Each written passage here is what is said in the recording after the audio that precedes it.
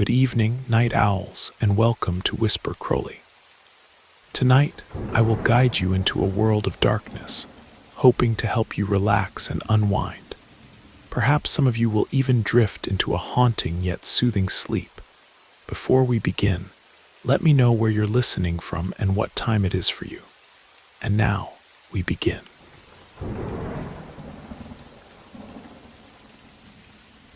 My name is Giovanni Rodriguez, and I'm still not sure if what I experienced was real or just my imagination playing tricks on me.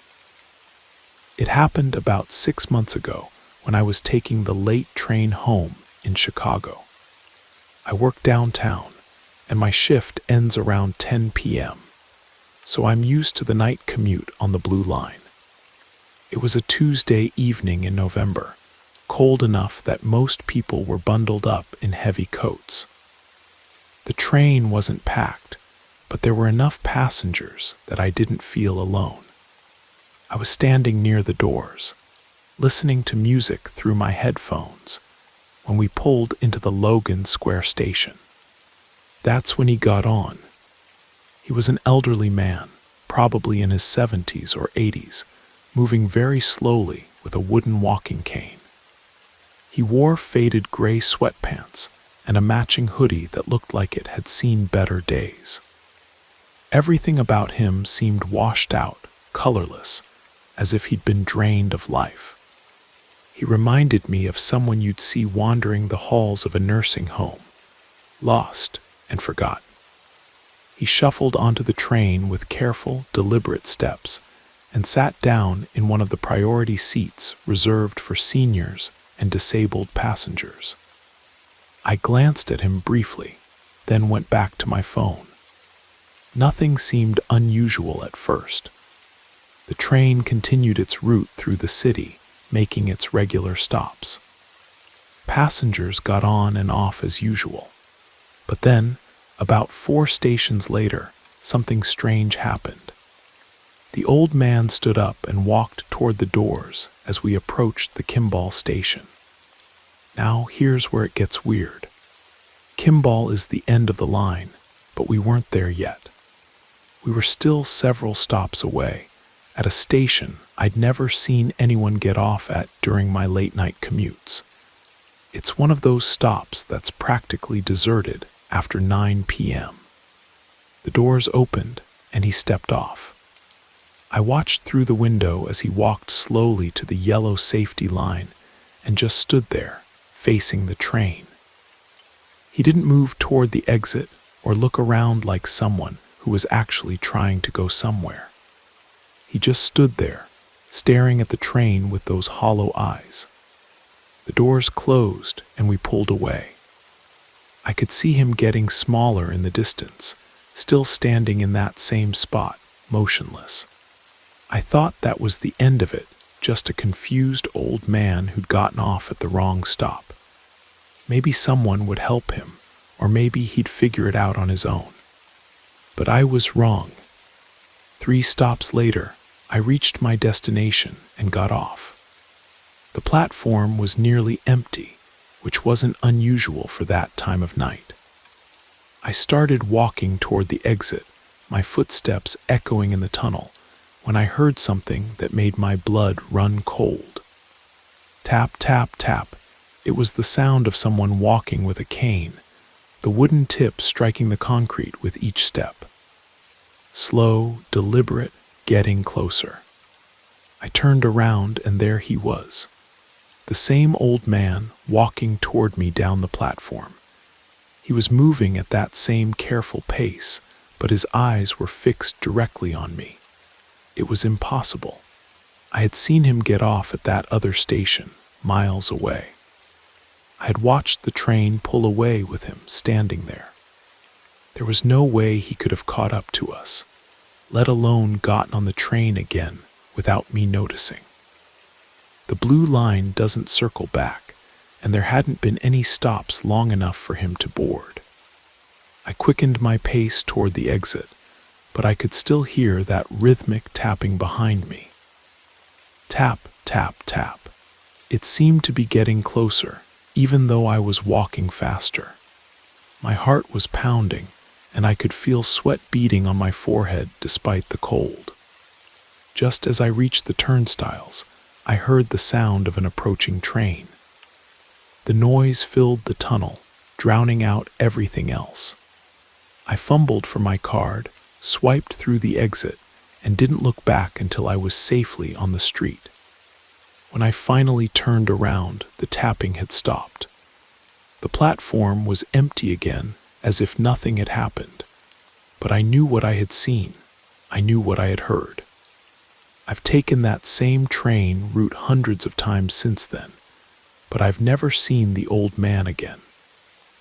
Sometimes, when the train stops at that lonely station where he got off, I find myself looking out the window, half expecting to see him standing there on the platform, waiting. I've told this story to a few friends, but most of them think I was just tired or stressed from work. Maybe they're right. Maybe it was all in my head. But every time I hear the sound of a cane tapping on concrete, I remember that night and wonder if some journeys never really end.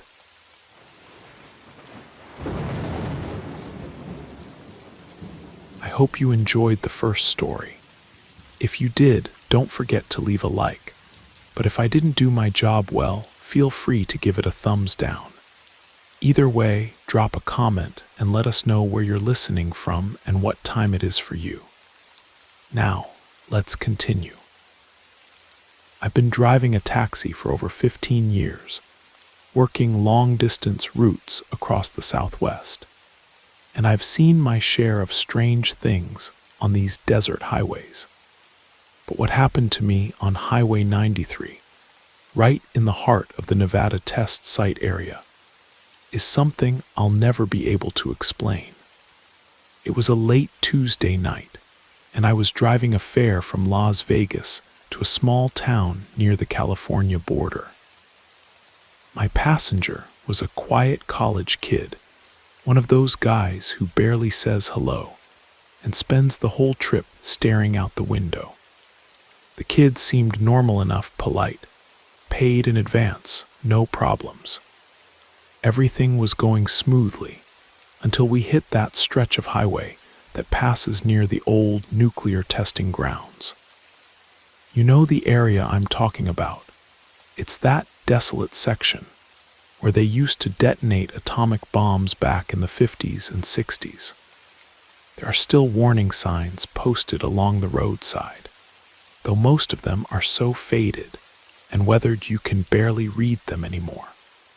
Right as we passed one of those old restricted area signs, both our cell phones suddenly lost all signal. I checked mine at a red light, completely dead, no bars at all. The kid noticed too, and mentioned that his phone had never lost signal that completely before. We figured it was just the remote location, maybe some interference from all the old military equipment they'd left buried out there. But then, right in the middle of that restricted zone, my taxi just died. No warning, no engine trouble, nothing. The headlights went out, the radio cut off, the dashboard went completely dark. I tried turning the key over and over, but absolutely nothing happened. I managed to coast to the shoulder, using what momentum we had left. I told my passenger not to worry, that we'd get it figured out. This area is famous for having electromagnetic anomalies because of all the underground nuclear testing they did here for decades. Cars breaking down suddenly isn't exactly unheard of, though it had never happened to me personally.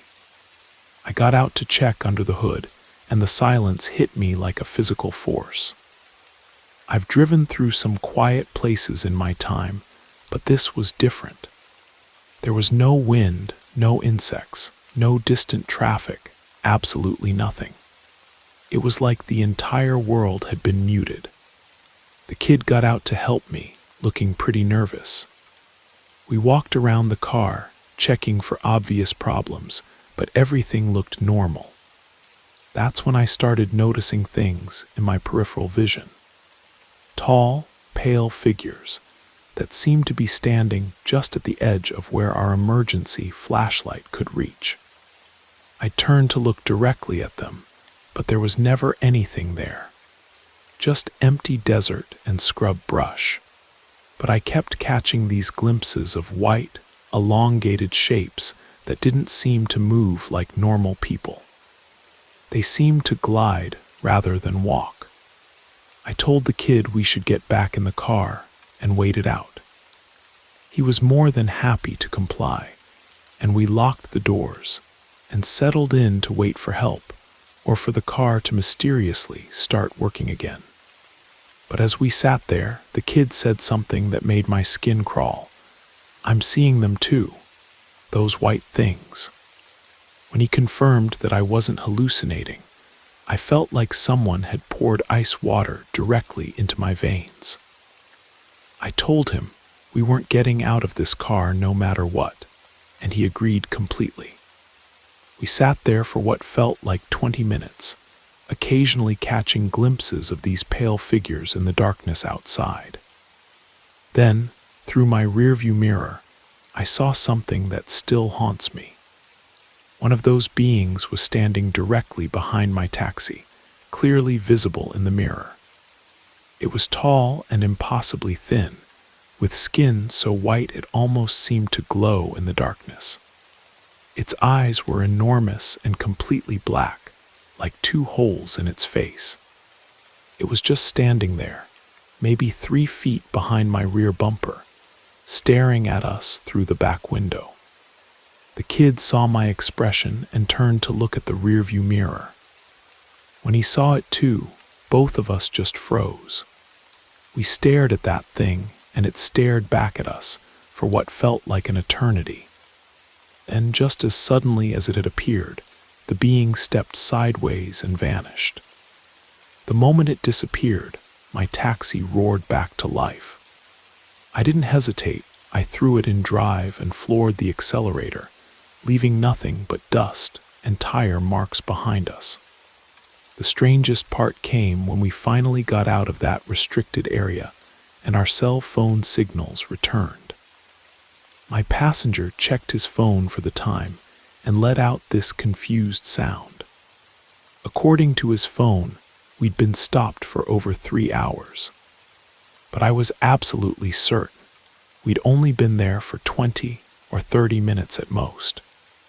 When we reached the next gas station, we asked the attendant for the correct time, thinking our phones had glitched from the electromagnetic interference. But he confirmed exactly what our phones were showing. We'd entered that area at 1 in the morning, and it was now past 4. Somehow, 3 hours had passed without us being aware of it. I've thought about that night countless times over the past few years. I'm convinced that area contains something we don't understand, whether it's some kind of lingering effect from all those nuclear tests, or something else entirely. All I know for certain is that there are things in that desert that aren't human, and they don't want us to understand what they're doing there. I still drive that route occasionally, but I always make sure to do it during daylight hours now. And I never, ever stop in that section of highway, no matter what.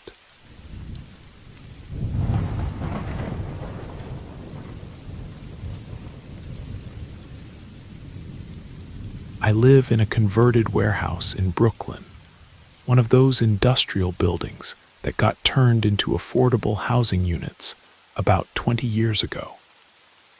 It's not the nicest place, but it's what I can afford on my salary, and it's only a 15-minute walk to the subway station. The building is split into 2 sections. I live in the renovated part, where the units are small but decent, with proper walls and working appliances. The other section, separated by just a thin wall from my bedroom, is a different story entirely. That side never got fully renovated, and the city uses it for transitional housing, people getting back on their feet, recently released from prison, struggling with addiction. The turnover is constant. Most of the time, I try to mind my own business. I wear earplugs to bed because the walls are thin, and sometimes there are arguments or parties that go late into the night. It's not ideal, but I've learned to live with it. The apartment directly adjacent to mine had been quiet for about 2 weeks. I assumed it was empty, which was actually a relief. I'd been getting better sleep without having to worry about noise from next door. But then on a Wednesday night around 11 p.m., I started hearing sounds. It sounded like someone was moving furniture, heavy pieces being dragged across the floor. The scraping noise would go on for several minutes, then stop, then start again. I put in my earplugs and tried to ignore it, figuring new tenants were moving in. The same thing happened the next 2 nights. Always starting around 11, always the sound of heavy objects being moved around. I began to dread going to bed, knowing I'd have to listen to all that noise. By Friday, I was exhausted from poor sleep, but oddly enough, that night was quiet. No furniture moving, no noise at all from next door. I decided to stay up late and catch up on a Netflix series I'd been meaning to watch. I must have fallen asleep on the couch, because I woke up around 3 a.m. to the sound of someone in my kitchen. At first, in my half-asleep state, I thought maybe I'd left a window open and the wind was moving things around. But as I became more alert, I realized someone was definitely in there, opening and closing cabinets, moving dishes around. My apartment has a reinforced steel door with 3 deadbolts. There's no way someone could have broken in without me hearing. But the sounds were coming from inside my apartment, not from next door. I got up from the couch and crept toward the kitchen. From where I stood in the living room, I couldn't quite see into the kitchen area, but I could definitely hear someone moving around in there. Without thinking, I called out, "Hey, who's there?" The sound stopped immediately. Then I heard footsteps running toward the front door. I quickly turned on all the lights and rushed to the kitchen. Several cabinet doors were standing open, and there was a fine gray dust scattered across the floor, like cement powder. I ran to the front door and checked all 3 locks. They were all secure, locked from the inside. There was no way anyone could have gotten in and then locked the door behind them from the outside. It was physically impossible. If it weren't for the open cabinets and the dust on the floor, I might have convinced myself I'd been dreaming. But the evidence was right there. I turned off the lights and started walking back toward the living room when I heard something that made my skin crawl. It was a low chuckle, like someone trying to suppress laughter, coming from somewhere behind me. I spun around, but the room was dark. I stood there for a moment, letting my eyes adjust, and slowly began to make out a shape in the corner of the room where I keep my bookshelf. It was tall, nearly reaching the ceiling, and appeared to be wearing dark, tattered clothing. Its arms were crossed over its chest in a defensive posture, and even in the darkness, I could see that it had no lips covering its teeth, no eyelids covering its eyes. Just exposed bone and sinew where there should have been flesh. The thing made a slight gesture with its head, nodding toward my bedroom as if telling me to go back where I belonged. And for some reason I still don't understand, I obeyed. I walked to my bedroom, locked the door, and crawled under my bed, shaking. I put in my earplugs and stayed there until morning, too terrified to move. When daylight finally came, I went downstairs to find Mrs. Chen, the building manager. She's always been kind to me, and I trusted her more than anyone else in the building. I needed to talk to someone to make sure I wasn't losing my mind. I told her everything that had happened. She listened without interrupting, then was quiet for a long moment. "I believe you," she finally said, "and I think I know what might be causing this." She explained that the new tenants in the unit next to mine were refugees from Afghanistan. A family with 2 young children who had fled the war and somehow made their way to New York. They'd been placed in transitional housing while their asylum case was being processed. "You know," Mrs. Chen said, "when people are forced to leave their homeland, especially under traumatic circumstances, sometimes they bring more with them than just their belongings. In their culture, there are spirits called jinn. Not the wish-granting genies from fairy tales, but something much older and more complex." She paused, studying my face to see if I was following her. "If our family had to flee to the other side of the world, don't you think our ghosts might follow us? Don't you think the spirits of our ancestors might not want to be left behind?" I didn't know what to believe, but Mrs. Chen was a practical woman, not given to superstition. If she thought there was something to this, maybe there was. That afternoon, she brought her sister-in-law, who was active in the local Methodist church. The woman came up to my apartment and said prayers in each room, sprinkling holy water in the corners, and asking for protection and peace for all the residents of the building. I haven't had any more incidents since then. No sounds from inside my apartment, no mysterious figures in the corners. Whatever was there seems to have moved on, or at least learned to coexist peacefully. Sometimes I wonder if the jinn just needed to know that it was welcome, that there was room for all of us in this building, refugees and spirits alike. Maybe it just needed to understand that this could be home.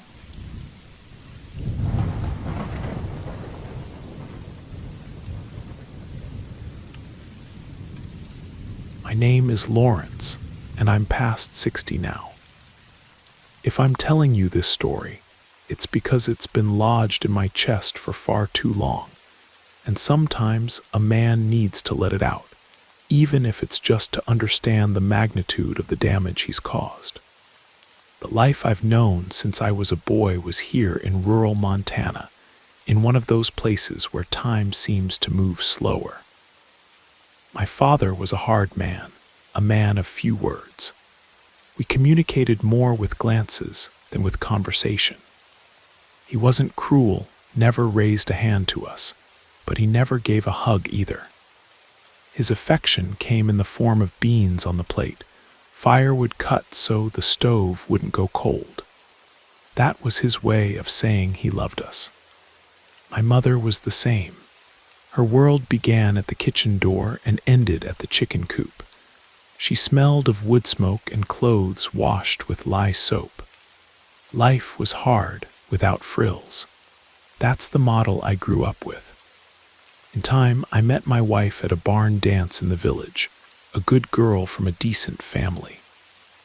We married young, with little in our pockets but plenty of will.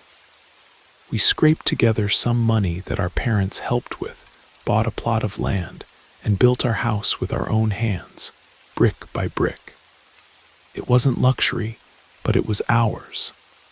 It had a large dirt yard where we planted a bit of everything. It was on that soil that we raised our 3 children. We had 2 girls and a boy. And even though I wanted to be different from my father, the truth is that when I looked up, I was doing everything the same way. Not that I didn't love my children, God knows. I loved them in a way that made my chest ache. It's just that my love had no sound of words. My love had the smell of wet earth when I came back from the fields, the weight of the bag of oranges or mangoes I brought them. That was my way of speaking. When they were babies, it was easy. I'd hold them, rock them, feed them. But as they grew, stretching out, taking on the bodies of grown people, I pulled away, became awkward. Instead of a hug, I'd fix the bicycle. Instead of "I love you," I'd work myself to death so they'd never lack for anything.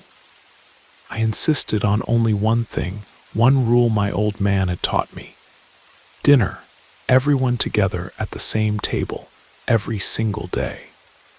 It was sacred time, and maybe that's why my children didn't lose me completely. Samuel, my only boy, from a young age would venture into the fields with me. He liked learning to handle cattle, to set fence posts. With him, I was stricter, teaching him the heavy work. With the girls, I always thought their mother would know how to care for them better.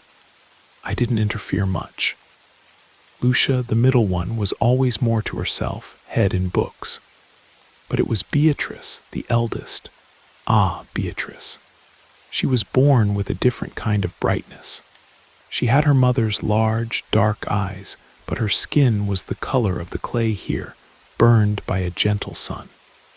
Beautiful, beautiful in a way that made people in the village stop and stare when she walked by. And it wasn't malice on her part, it was just her way of being. From early on, we put it in her head that studies came first, that boyfriends were for later. But a father and mother's advice has no power against the poison that drips from other people's mouths. She began to become a young woman, her body taking shape, her smile becoming more open. And that's when the gossip started, very quietly at first.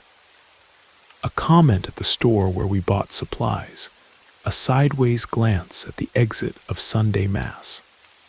And in a small place like ours, where everyone's life passes through the neighbor's window, a brightness like that either illuminates or blinds.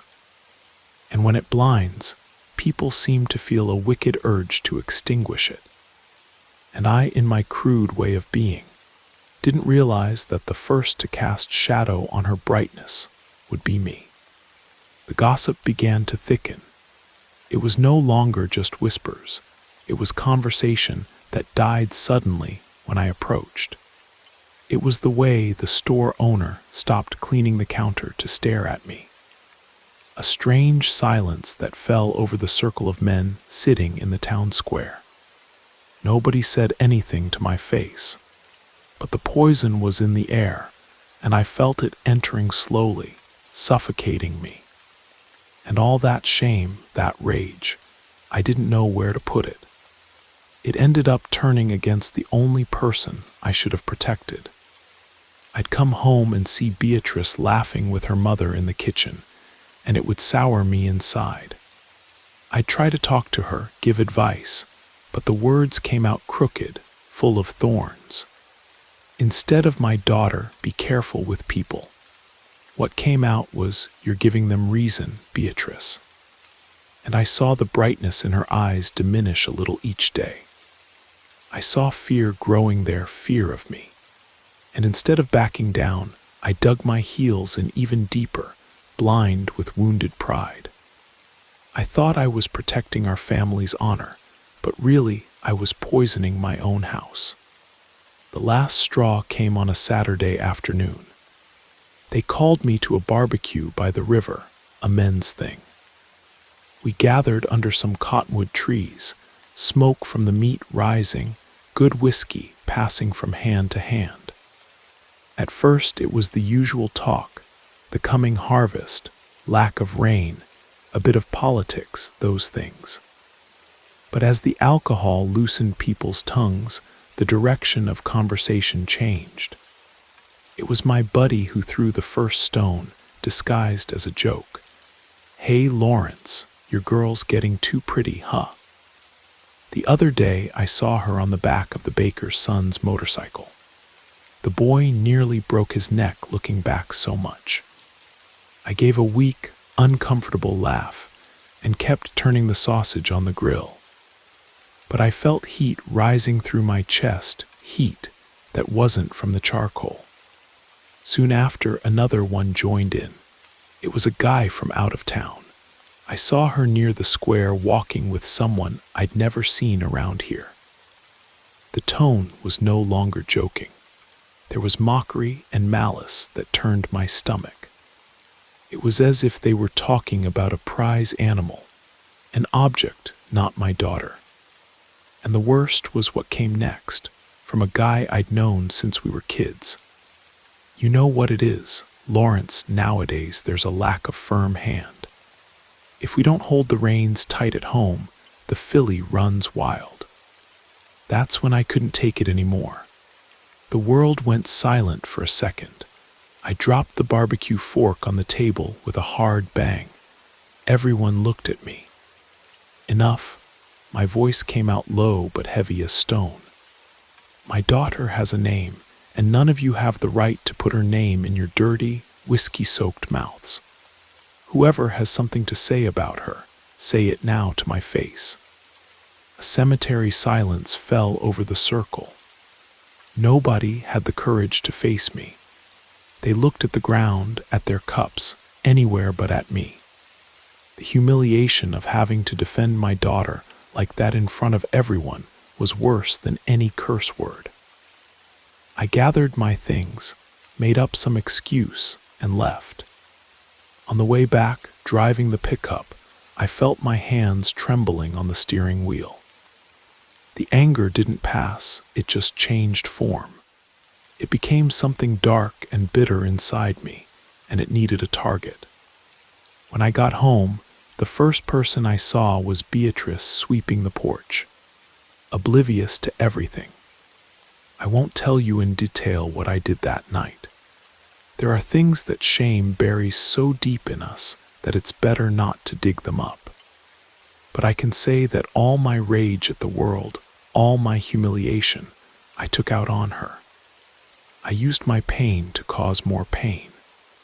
And when I was done, what had broken wasn't just her trust in me, it was us as father and daughter. And I knew there would be no fixing it. From that day on, a sick silence settled in our house, a silence that weighed more than any scream. Beatrice became a shadow. If I entered a room, she'd leave through another door. At the dinner table, she wouldn't lift her eyes from her plate. I had opened a deep wound in her. What I didn't know was that this wound would be the entry point for an evil much worse than any village gossip. Maybe a week passed after that fight. The dust in the house seemed like it would settle, but it was the silence of sickness, not peace. One evening, I came back from the fields more tired than usual. I'd spent the day fixing a fallen fence near the creek, and the Montana sun shows no mercy. I was just thinking about taking a shower and sitting on the porch, but when I entered the house, I immediately felt that bad silence again. Worse, there was no smell of food on the stove, no radio playing. The house was mute. I found my wife sitting in a chair in the kitchen, hands still in her lap, gaze lost on the wall. She seemed to have aged 10 years since lunchtime. I approached slowly. "What's wrong, woman?" She didn't answer immediately, just lowered her eyes as if she felt shame. Then she raised her eyes, full of tears, to me. "They did something wicked to Beatrice, Lawrence, something terrible. I thought it was an argument, an insolent neighbor." But she explained. Our daughter was delivering an order of cornbread and dulce de leche a few blocks down when a car stopped. A woman got out, grabbed Beatrice from behind without giving her a chance to defend herself, and began cutting her hair with scissors. Right there in the middle of the street, in broad daylight, screaming all sorts of things, cursing our girl. And it all happened so fast that nobody could stop it. When she told me this, I felt something break inside my chest. I went blind with rage to Beatrice's room, didn't even knock, opened the door at once. She was curled up on the bed, face down, a ball of pain. She wasn't moving. "Beatrice, what happened?" Silence. I came closer, my voice already coming out louder than I wanted. "Get up, look at me." She turned slowly. Her face was swollen, wet from so much crying. And then I saw it. Her hair, long and black, was destroyed, chopped in uneven tufts, some parts shaved close to the scalp.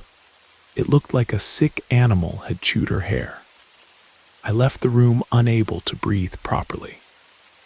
My wife was waiting for me and told me what the wretch was screaming while she did it. "This is what happens to sluts who mess with married men. Learn not to provoke someone who has an owner." At that moment, for one disgusting second, doubt crossed my mind. That poison people had thrown at me was so strong it almost made me doubt my own blood. And that doubt, however small it was, I think was the lock that opened for what came after. The following days were ghostly silence. Beatrice no longer left her room.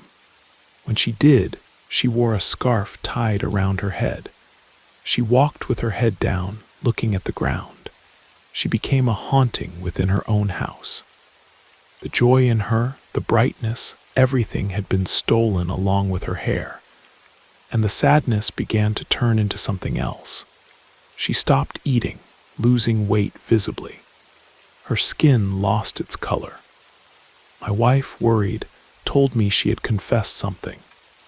"She's having nightmares every night, Lawrence." "Nightmares about what?" "She says she dreams about the woman cutting her hair. She feels the cold scissors on her neck, hair falling on her face, but it doesn't stop there. Then she dreams that this same woman drags her to a dark room and begins breaking her bones one by one while screaming that she's a shame, that she should die." Hearing that made me sick, but the worst was yet to come. One night I lay in bed and sleep wouldn't come. When I finally dozed off, the dream came. I was in Beatrice's room, everything dark. She was sleeping and I was standing beside her bed. In my hand, scissors.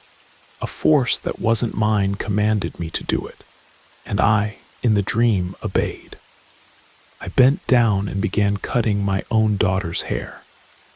I felt the strands falling between my fingers, and the worst part was the feeling. It wasn't rage, it was a horrible calm, a satisfaction. When I finished, the Beatrice in the dream opened her eyes. She looked at me, but the face that stared back wasn't hers. It was the face of the woman who attacked her. And she smiled. I woke with a start. My heart felt like it would explode through my mouth. Cold sweat was running down me. At that moment, I understood. I understood that this wasn't just revenge, wasn't just gossip. The evil was no longer just outside. Somehow, through some crack, it had entered. And I had the terrible certainty that it had entered through me. The nightmare I had was just the warning. The real hell began in the days that followed. Beatrice was no longer my sad daughter. She was a body inhabited by an absence. The change in her face was what scared me most. Her skin, once rosy, took on a waxy tone, stretched over bones. She lost so much weight that her clothes hung loose. She looked like a scarecrow. And her eyes, sometimes she'd look in our direction, but wouldn't see us. Her gaze went through us as if we were made of glass, as if she were seeing something else, another place far behind us. She began having behaviors that gave us chills. She'd spend hours sitting in the darkest corner of the living room, hugging her own knees, murmuring things we couldn't understand, disconnected words, senseless. Other times she'd move through the house strangely, dragging herself, neck stiff like a suspicious animal. Samuel, my son, was the first to truly panic.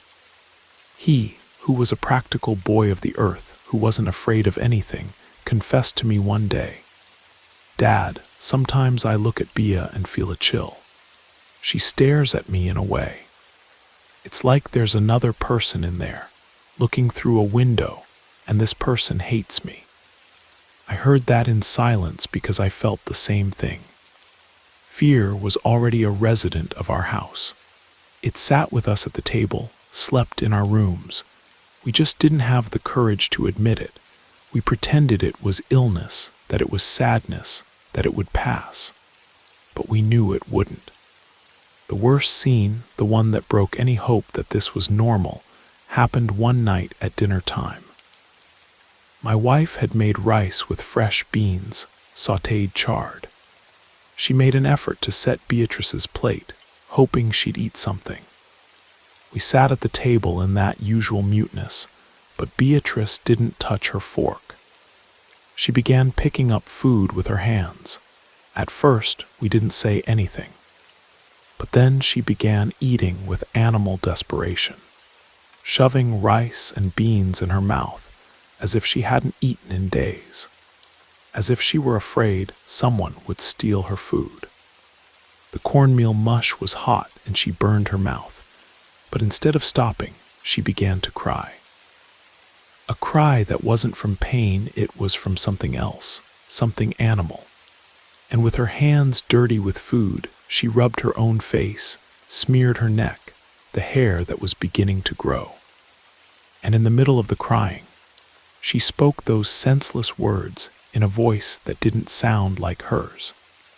Samuel and I got up to try to hold her, and the strength that thin girl had wasn't normal. She struggled, fought against us as if her life depended on it.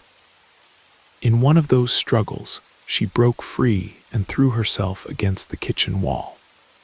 She hit her forehead with a dull thud, and if we hadn't grabbed her again, she would have seriously hurt herself.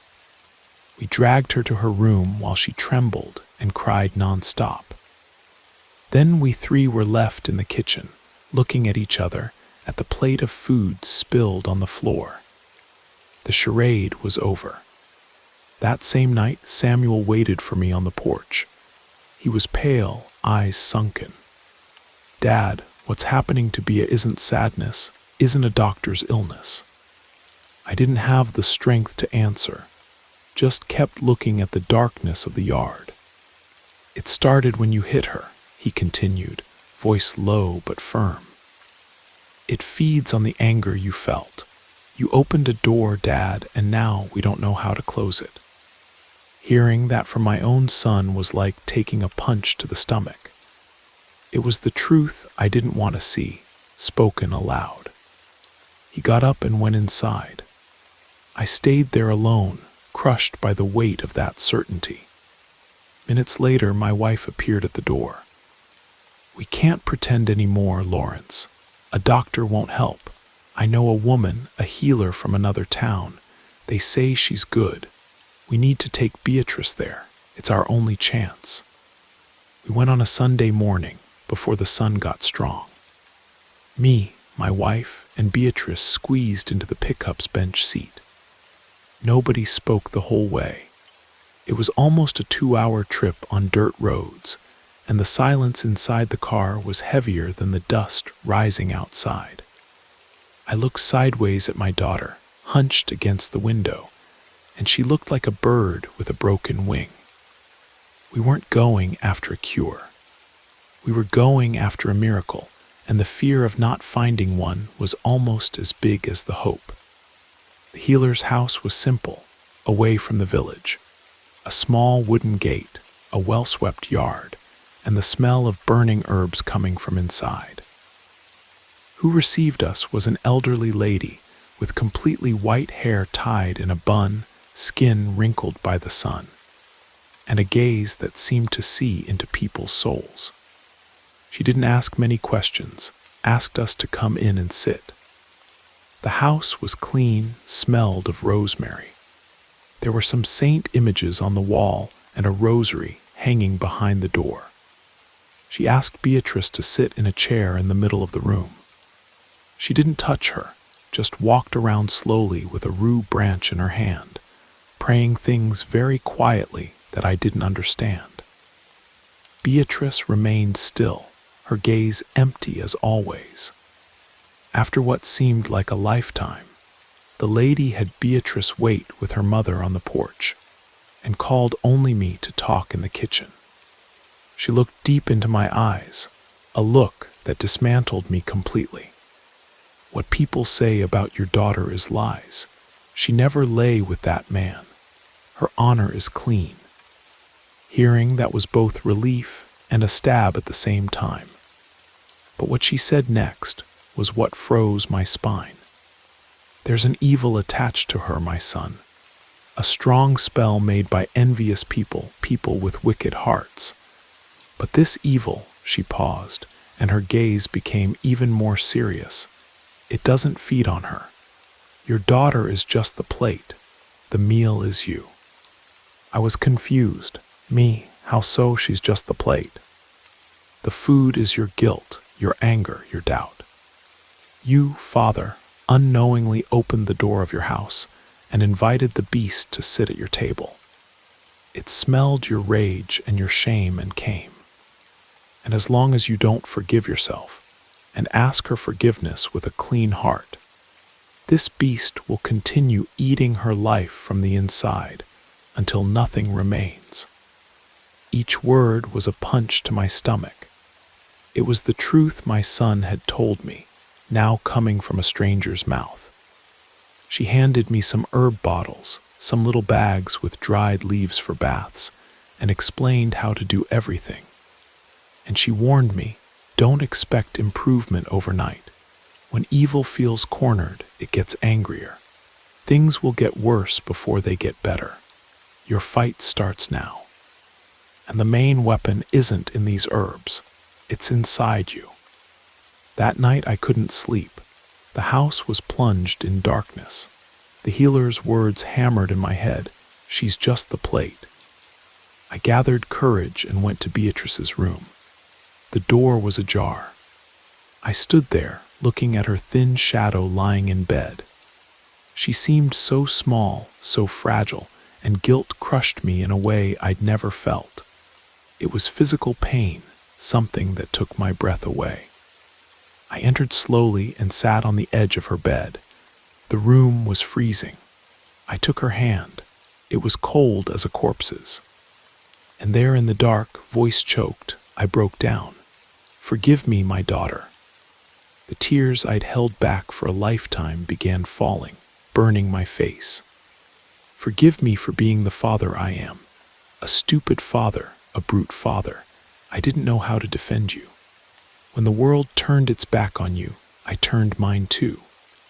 My honor as a man spoke louder than my love as a father. And I let the evil in. I let it take you. I squeezed her little hand carefully, throat closed in a knot. I love you, Beatrice. I always loved you, even without ever knowing how to say it. Please don't leave me. Don't go away, my daughter. Stay with me. I lowered my head and cried there like a lost boy. I cried for my anger, for my ignorance, for the lost time. And it was then that I felt an almost imperceptible tremor in her hand. She didn't hug me, didn't open her eyes, didn't say anything, but she cried. In silence, her body shook with crying. And in that moment, in that shared pain, I felt we had a chance. Our fight had begun. Our fight, as the healer said, was ugly. The beast, feeling it was losing its food, got angrier. In the days following that night in the room, Beatrice got worse frighteningly. Her hair, which was already thin, began falling out in clumps. We'd find strands on the pillow, on the bathroom floor, on her clothes. It was painful to see. It got to a point where my wife, eyes full of tears, made a decision. Carefully and with a trembling hand, she shaved our daughter's head. It wasn't out of malice, it was out of mercy. It was less cruel than seeing those holes opening in her scalp. Beatrice didn't react, just stayed still, quiet, as if she no longer had strength even to suffer. I felt useless. I said my prayers, lit candles, asked God with all the faith I had. But inside, I felt a rage that blinded me, a desire to go to that couple's house and make them pay with my own hands. But then I remembered the old lady's words. Revenge, hatred, that's what evil took advantage of. And I understood that my part in the fight was different. It was to stay there, to swallow the poison of my rage and offer the only antidote I had, my presence. It was to sit beside her bed every day and wait. It wasn't overnight, it wasn't in weeks or months. Beatrice's recovery was slow, almost imperceptible. It took almost 2 years. 2 years of patience I didn't know I had. First were the eyes. One day she stopped looking only at the ground and raised her gaze in my direction. She didn't say anything, but she saw me there. Then she returned to eating with us at the table. At first she ate little, head down. With time, she began cleaning her plate. One day I was on the porch and heard a sound coming from the kitchen. It was laughter, weak, a bit rusty, but it was her laughter, Beatrice's laughter. At that moment, I knew we were going to win. Her hair also came back. First a thin fuzz, then it gained strength, black and shiny as it was before. Color returned to her face, and we had our daughter back, piece by piece. And each piece that returned was like the soul returning to my body. I won't lie, for a long time I held a wicked grudge against that couple and the village people who turned their backs on us. But with time, we learned that carrying this poison only hurts the one who carries it. Life takes care of settling accounts. What you do with malice, you pay for eventually. About the woman, I know her life crumbled. Her husband left her, her name got dirty in the square, and today she lives forgotten. I don't feel joy about this. It's just a fact. What really marked the town was what happened to her husband. They found him one day drowned in the river, near that same place where years before we used to barbecue. The official talk was that the current dragged him, that it was an accident. But there's always someone who says it wasn't so simple. That someone might have waited for him in the dark. Nobody knows anything for certain. I don't say anything. I just think there's evil we need to cut at the root before it grows branches and spreads through our house. Today Beatrice is a grown woman. When she felt ready, she went to live in the city with her sister. She finished her studies, took a technical course, and today works in tourism. She likes meeting new people, traveling. She says seeing the world cleans the heart. She even has a boyfriend, a good boy who likes her a lot and respects her. Seeing her walk through our yard when she comes to visit, seeing her laughing, hugging her mother, reminds me that not everything is lost. Our house has light again, has laughter, has the smell of cake in the oven. But me, I never slept peacefully again, because every night, after everyone goes to bed and the house quiets down, I sit in the kitchen chair in the dark and keep watch. Not to protect my daughter from evil that comes from outside. It's to protect her from the evil that now and then I still feel burning right here inside me. Because I know that beast didn't die.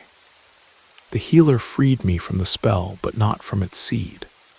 And the seed stayed here, planted in my soul. It's just quiet, asleep, waiting with a demon's patience to see if one day, just one day, I slip up.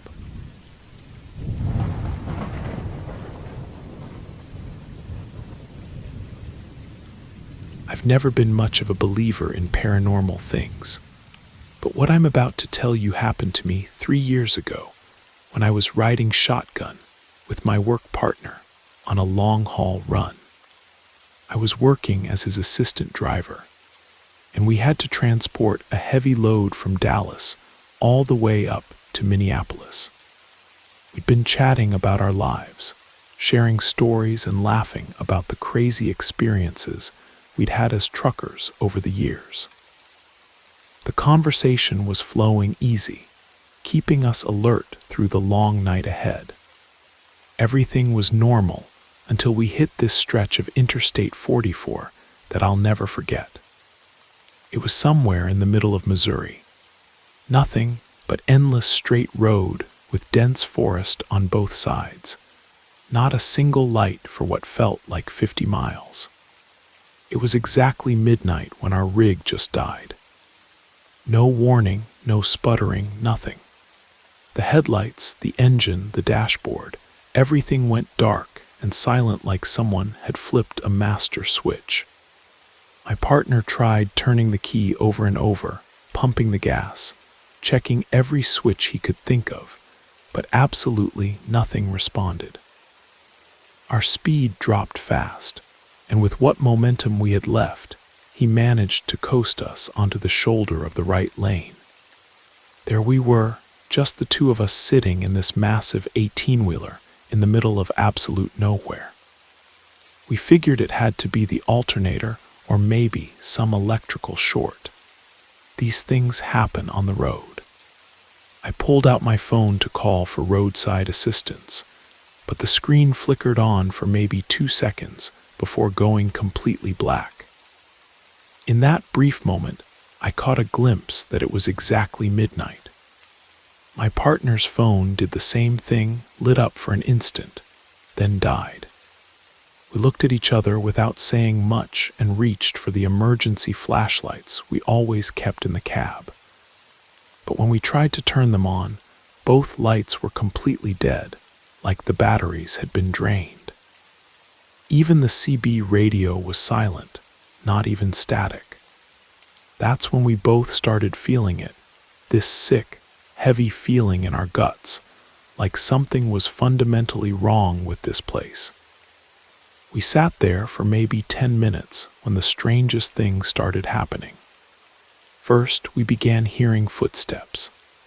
Slow, deliberate steps circling our truck, like someone was taking their time, walking around and around us. We figured it might be some drifter or maybe someone trying to mess with us. But when we peered out through the windows, there was nothing out there. Just complete darkness, and those thick woods pressing in on both sides of the highway. Then came the whistling. Soft, almost musical, but close. So close it sounded like whoever was making it was standing right underneath our windows. The whistling had this strange, beckoning quality to it, like it was trying to coax us out of the cab. I told my partner not to even think about getting out, and he nodded. His face had gone pale as paper. So we stayed locked inside, listening to those footsteps getting closer and farther away, that eerie whistling drifting around us in the darkness. After about an hour of this, things escalated. Someone or something started knocking on the doors of our truck. It began with light tapping, like knuckles gently rapping against the metal. Then the knocks got harder, more insistent. First on the driver's side, then the passenger side, then both at once. It sounded like there were multiple people out there because we could hear whispering voices, but every time we looked out, there was nobody there. Just that impenetrable darkness. It felt like we were being surrounded, but by what, we couldn't tell. The knocking continued for another hour and a half, and I was starting to lose my mind with fear. Then they started tapping on the windows. The sound of fingernails or knuckles rapping against the glass right next to our heads. I can't describe the terror I felt knowing that nothing was visible outside. Yet something was clearly right there. I watched my partner duck his head every time the tapping came from his side. We were both beyond terrified, just trying to stay calm and wait it out. Then, just as suddenly as it had died, our truck roared back to life. The engine turned over, the lights blazed on, the dashboard lit up like a Christmas tree. We didn't say a single word to each other, just shared one look of pure relief and terror. My partner slammed the accelerator to the floor, and we tore out of there like our lives depended on it. But here's the strangest part of all. When we finally got out of that stretch of highway and could see houses and streetlights again, normal civilization, our phones suddenly came back to life. We hadn't touched them, but both screens lit up simultaneously. When we checked the time, it was still midnight. Not 12:01, not 12:30, exactly midnight, as if that hour and a half of pure hell had never happened at all. To this day, I have no explanation for what we experienced that night. I don't know if we hit some kind of dead zone, some supernatural pocket, or encountered something that shouldn't exist in this world. All I know is that it was without question the strangest, most terrifying thing that's ever happened to me on the road. And believe me, in 20 years of trucking, I've seen plenty of weird stuff. But this I'll never forget as long as I live.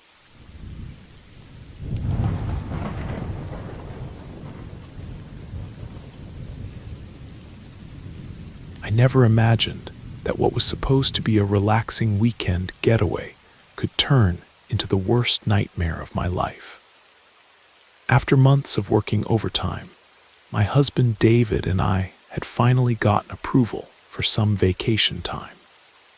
We'd found this perfect little cabin rental online up in the Oregon coast, and we were both excited to get away from the city for a few days. It was early October of 2018 when we set out. David was driving along the old coastal highway that connects our town to the oceanside communities. I was curled up in the passenger seat, wrapped in my favorite blanket, completely exhausted from the long work week.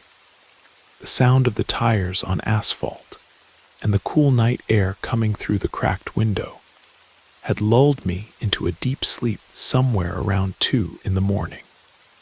I was jolted awake by a sudden, gentle braking and the feeling of our SUV slowing down. I opened my eyes, disoriented, and saw that it was now 3 in the morning. Outside, everything was pitch black except for a strange, flickering glow coming from up ahead in the median strip of the highway. "David, what's wrong? Why are we slowing down?" I managed to whisper, my voice still thick with sleep. He didn't answer at first. He seemed completely transfixed by whatever was creating that light ahead of us. We were creeping forward at maybe 15 miles an hour, and I could feel the tension radiating from him. I looked toward the source of the light in the median strip. This section of highway was completely desolate, nothing but scrub brush and dried grass for miles in either direction. But as we got closer, I could make out what was causing the glow. There was a group of people gathered in the center median. They were all dressed in identical white robes that reached down to their ankles, with deep hoods that completely obscured their faces.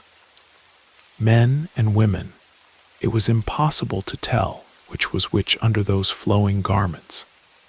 Each person held a torch, and they had formed a large circle around something in the center. Inside their circle, they had arranged dozens of white candles, creating an inner ring of flickering light. But what made my blood run cold was what I saw scattered around the outer edge of their circle. The severed heads of black cats, their lifeless eyes reflecting the torchlight. When David saw what I was seeing, he immediately killed our headlights and pulled off the road into a cluster of pine trees, positioning us maybe 200 feet away from the ritual, but close enough to see everything clearly. I looked at my husband and noticed sweat beading on his forehead, despite the cool night air. "What the hell are they doing?" I managed to whisper, rolling up my window completely. Apparently, they hadn't noticed us, because they continued with whatever ceremony they were performing. I could hear chanting and occasional shouts echoing across the empty highway. They were pouring a dark red liquid from large clay jugs. Some of it went into the center of their circle, while others passed around a large golden chalice, each taking turns drinking from it. I watched in horror as two of the robed figures filled smaller wooden cups with the red liquid from clay vessels they had placed on the ground. One by one, the cult members would approach these cups, lift them to their lips, and drink with ritualistic, ceremonial movements. From where I sat, my heart was pounding so hard I was sure David could hear it. He had pulled out his phone and was trying to record what we were seeing, but I grabbed his hands and forced them down, terrified that the screen light might give us away. The cult members seemed to be working themselves into a frenzy, dancing and chanting around their circle of candles and cat heads. After several minutes of this, I thought they might be dispersing when I saw several of them walking back toward the tree line. But they returned, and they weren't empty-handed. 4 of them were carrying someone, a person who appeared to be unconscious or possibly drugged, their limbs hanging limp and lifeless. They were using thick ropes to carry this person, who showed no signs of movement or struggle. They placed this person in the exact center of their circle, face up, and that's when I realized we were about to witness something unspeakable. The person was going to be their sacrifice. All the cult members knelt around their circle and remained in that position for several minutes, their chanting growing louder and more frenzied. Then one figure stepped into the center, and the others repositioned their victim face down. This leader removed the victim's shirt, extending their arms outward in a crucifixion pose. The victim's head was covered with a cloth that appeared to be soaked in that same red liquid I'd seen them drinking. The silence between David and me was deafening. I begged him to do something, but what could we possibly do against a dozen or more cult members in the middle of nowhere? They began reciting something in a language I couldn't understand from our distance. My hands were shaking uncontrollably, not from cold, but from pure terror. I wanted to scream, to help that person, to call the police, but my voice was completely stuck in my throat. Then 2 of the cult members stepped into the center of the circle. One of them raised the golden chalice high in the air and smashed it against the ground. The other pulled out what looked like a ceremonial dagger. What happened next was the most horrible thing I've ever witnessed in my life. A scream tore through the night air. I couldn't tell if it came from the victim or from one of the cult members, but it was a sound of pure agony that seemed to go on forever. Every instinct in my body was screaming at me to turn away and run, but I felt frozen to my seat, unable to move or even breathe properly. "David, we have to get out of here," I whispered, my voice barely audible and completely broken. He nodded and threw the car in reverse, then gunned it forward. Our tires squealed against the asphalt, and I saw the entire cult turn toward us as one. I was certain they were going to chase us, to try to stop us from escaping. But they didn't. They just stood there, motionless in their white robes, watching our SUV speed away into the darkness. That silence was more terrifying than any pursuit could have been. Once we'd put several miles between us and that horrific scene, I called 911. I gave them the exact location and described everything we had witnessed. But the dispatcher kept putting me on hold, transferring me, and finally just hung up on me. When I called back, they acted like my report wasn't important, like it was some kind of prank call. We drove for another hour in complete silence. The only sound was our engine running at high RPMs as David kept the accelerator pressed down hard. My mind kept replaying every detail, those pristine white robes stained with red, the torches, the bound figure, and that final, soul-crushing scream. When we finally reached the first town, we went straight to the local police station. But when we tried to file a report, the desk sergeant told us there was no record of any cult activity on that stretch of highway. He didn't even offer to send someone to investigate. He just looked at me with this condescending expression and said I probably hadn't seen what I thought I saw, and that I shouldn't worry about it.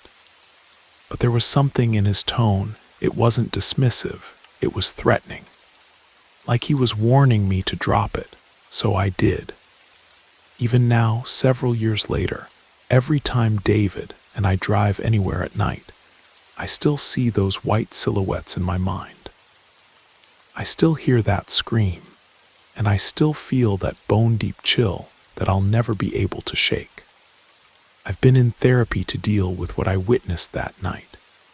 I'll never know who that person was or what that cult was trying to accomplish with their sacrifice. All I know is that on a desolate stretch of highway, we witnessed something that no human being should ever have to see. And somewhere out there, those people in white robes are probably still conducting their rituals, and the authorities either don't care or are somehow involved in covering it up.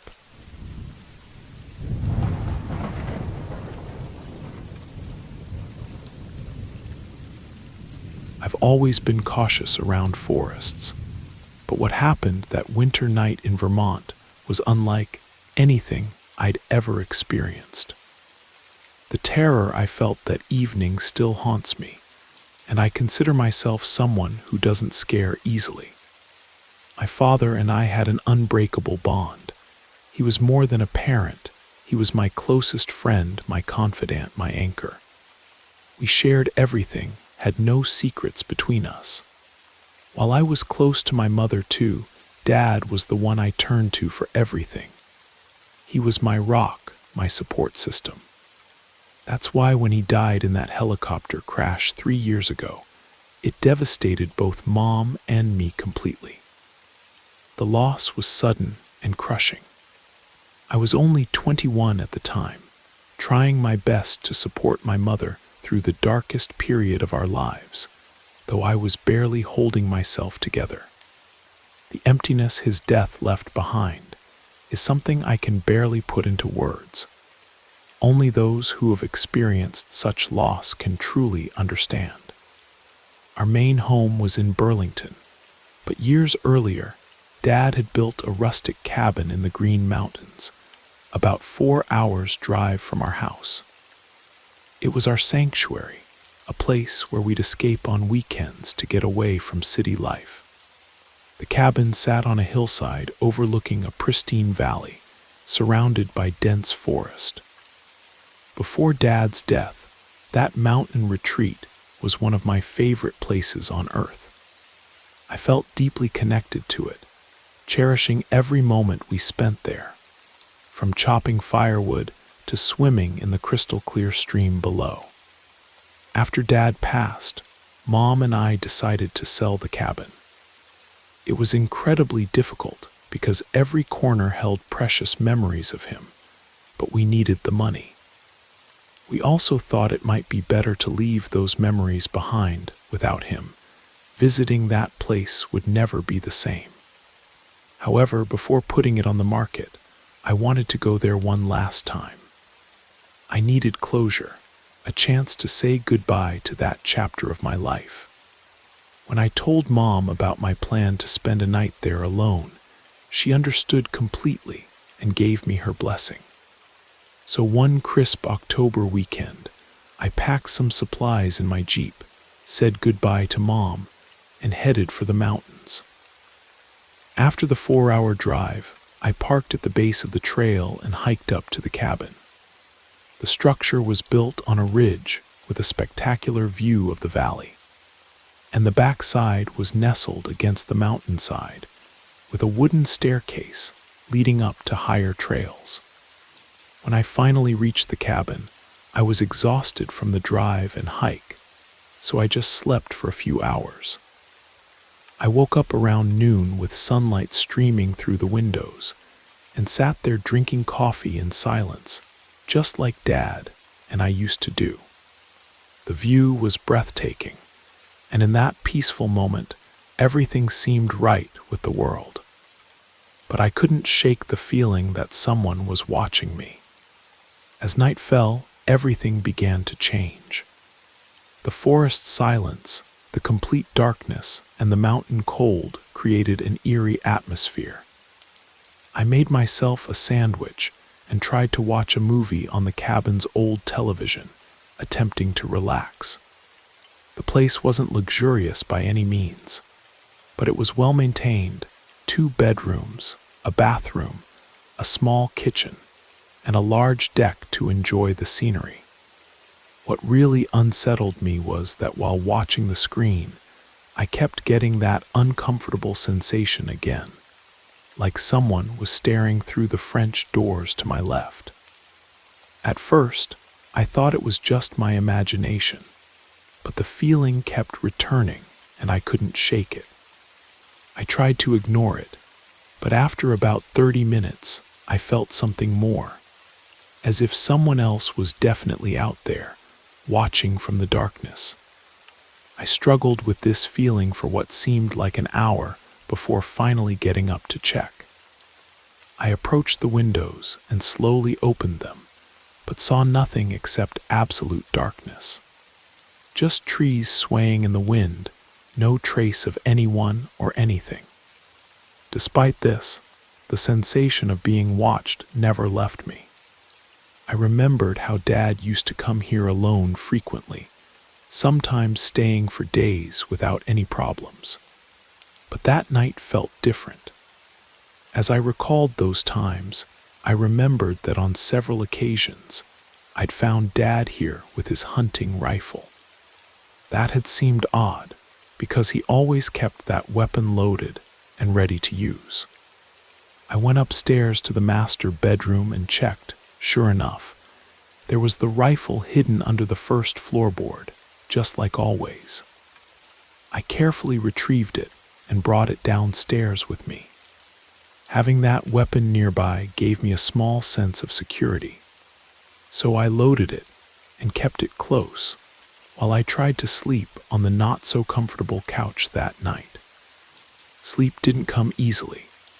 The thought of being alone without Dad, combined with that strange presence lurking outside, made rest nearly impossible. Having the rifle helped somewhat, but the paranoia never fully subsided. The thought that someone or something might be out there, in the shadows, kept me on edge all night. The next day, I spent time cleaning and gathering some belongings we'd left behind. I also took what I thought would be my last swim in that crystal-clear mountain stream we'd loved so much.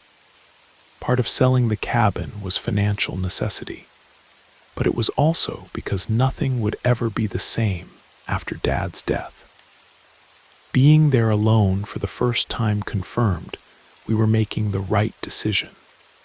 I spent the latter part of the day relaxing by the stream, lost in memories, and trying to forget everything else. But just when I thought maybe it had all been in my head, snow began falling suddenly and intensified rapidly.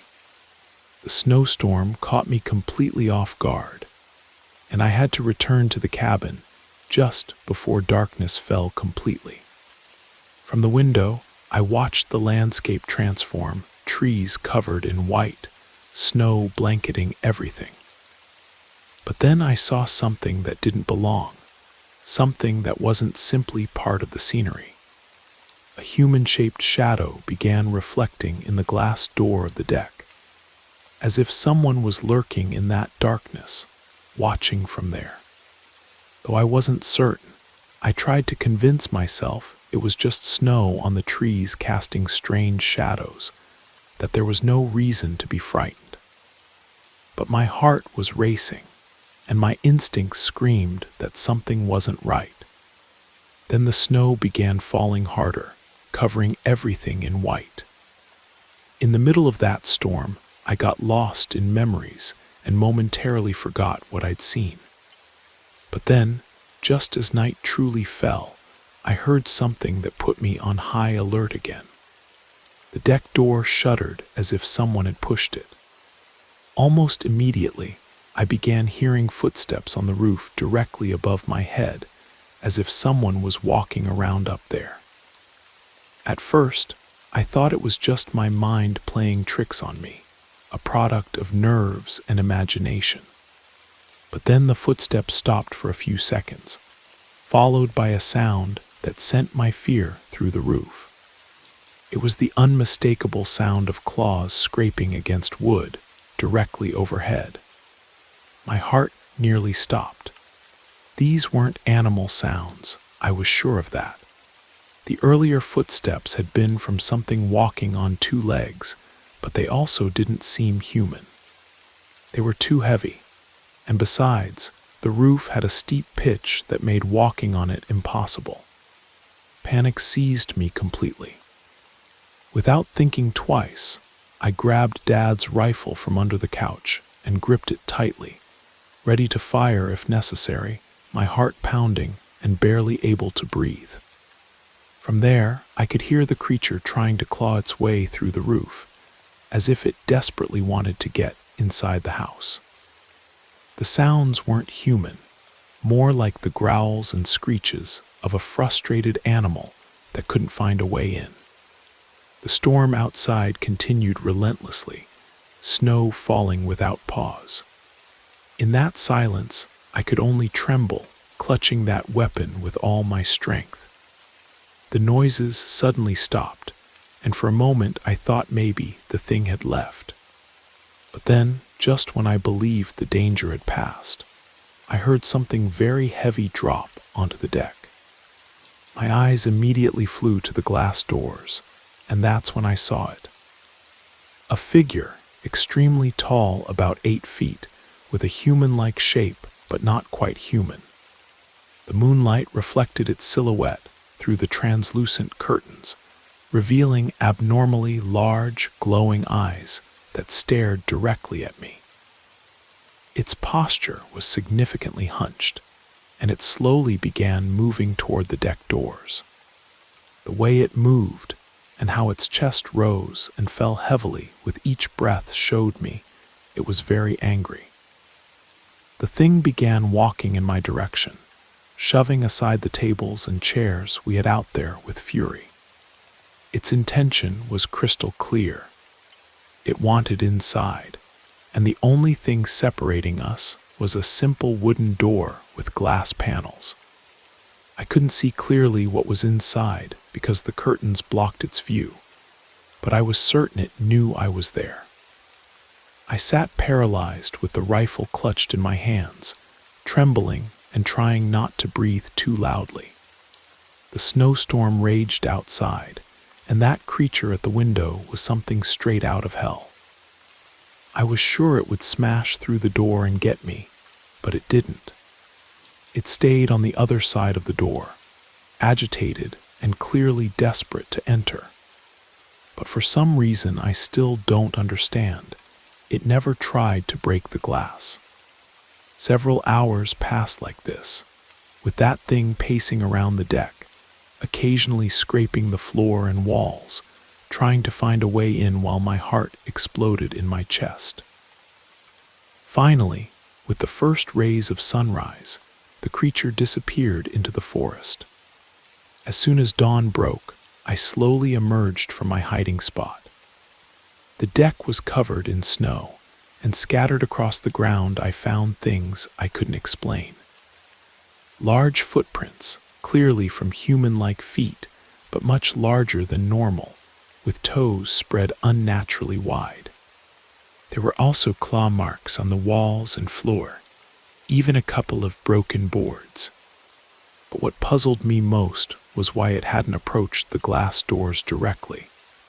This left me confused and terrified. Never in my life had I seen anything like it. That thing wasn't human, but it also didn't resemble any animal I'd ever encountered. Just thinking about it was spine-chilling. I gathered my belongings in silence as quickly as possible, ran to my Jeep, and as soon as it started, I floored the accelerator, leaving that cabin behind forever. When I returned home, I told Mom everything. She was shocked and seemed very worried and frightened too. She mentioned that a family had shown interest in buying the cabin and were ready to close the deal as soon as possible. At that moment, I debated whether to warn them about that thing, but I knew if I did, they might not believe me and think I was crazy. And if they did believe me, they might back out of the purchase entirely. So we decided not to say anything, and a week later the sale was finalized. But before leaving, I left Dad's loaded rifle by the deck door, just in case they ever needed it. To this day, I wonder what that creature was.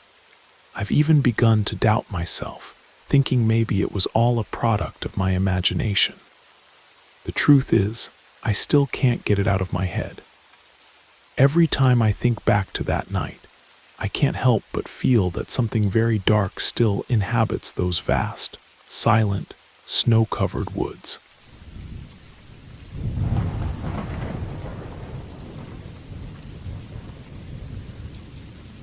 My name is Manuela. I'm 34 years old, and I grew up on a piece of land carved into the Kentucky countryside, where the green of the pastures seems to swallow the gravel road, and the call of the meadowlark serves as a better alarm clock than any cell phone.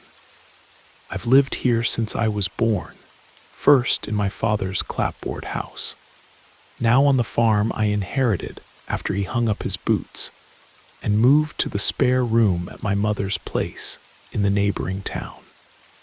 Anyone who sees me today wielding the hoe right after coffee would say this routine was always my choice. But if I could go back in time, I would have asked more often whether love and security are the same thing. When I married Carlos, I still hadn't completed my 4th semester of the agriculture technical course. I got pregnant with Samuel by accident one cold July. I'd barely recovered from morning sickness when I heard my mother comment quietly that a pregnant woman without a ring on her finger gets talked about in town. Carlos himself didn't complain. He liked to pose as a responsible young man and was already making some money buying cheap dairy calves and reselling them at the livestock auctions at dawn, jumping from old pickup to borrowed pickup. I thought it was romantic at the time, seeing him arrive all dirty with mud, saying he'd sold everything at auction, and that one day we'd own the biggest dairy operation in the valley. The first months after the wedding seemed like an answered prayer. I'd wake at 5, black coffee boiling in the enamel kettle, smell of bacon cornbread that my mother-in-law sent as a treat, sweep the dirt floor to keep scorpions away, hang diapers on the makeshift clothesline of electrical wire, wait for the Ford's engine to grind down the hill, and announce he was back. If the noise came a bit choked, I'd prepare a hot bath to relieve the dust. If the rumble came light, I'd run to get the ledger to record the day's profit. This silent dance kept us aligned for almost 3 years, until Camilla's birth. With 2 children and the farm demanding repairs, the weight of payments began to gnaw at me. Even so, Carlos said it was an investment phase. He'd come back later saying he needed to fetch steers from down around the Cumberland River area. I felt awkward about demanding explanations. After all, Camilla's belly still smelled of talcum powder, and I remembered my aunt's advice. Men need the road, women need home. Inside, however, I felt the wooden floor of our living room creaking more than it should, as if the boards also sensed the leftover silence. One Thursday dawn, I got up before the rooster, made the children's oatmeal early, and decided to sweep the dust that had accumulated in the corners of the bookshelf. When I shook Carlos's jeans, a brown envelope fell out, already torn open. Inside, a 3-month overdue water bill stamped in bright red. He swore everything was on automatic payment, but there was the penalty, interest, and threat of cutoff. I felt my face burn, a mixture of shock and shame. I folded the paper back, took a sip of cold coffee, and tried to convince my thoughts that there must be an explanation. But the cup trembled in my hand, betraying that fear was already entering through the cracks. The following Sunday, while looking for a clean shirt in his closet, I bumped into a plastic bag stuffed with envelopes. Electric, phone, radio service, credit card installment, promissory note for the used tractor that never arrived. Everything overdue, everything hidden as if bills were plague. I swallowed my tears, closed the closet, and made the beans thicken early to have an excuse to stay in the kitchen until Carlos showed up. He entered, ate quickly, spooned 2 tablespoons of dulce de leche, said he was going to resolve the paperwork for buying the sow, and disappeared in a cloud of dust before I could ask anything. Later, I found a gas receipt lost in the truck's console. The attendant had noted, Mountain Highway Kilometer 53, a place where there's no auction or known farm. My head boiled while I scrubbed the cement floor, pushing until my arm hurt, as if I could tear away that doubt that stuck like a tick. At bedtime, the bed creaked so loud it woke Camilla.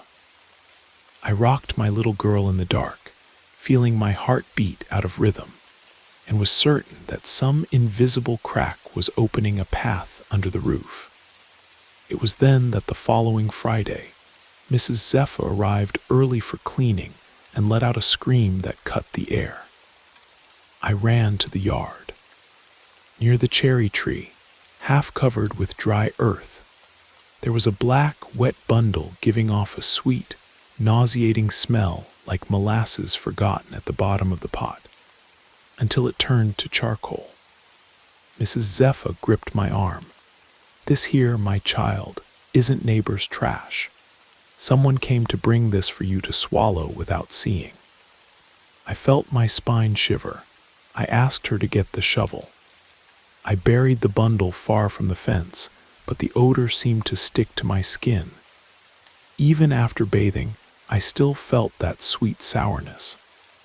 At nightfall, when Carlos called saying he'd need to stay away the entire weekend, the smell invaded the kitchen again, went up the hallway, and stuck to the children's pillows. It was then that I understood. The problem wasn't just overdue bills. It was something that breathed silence inside our house.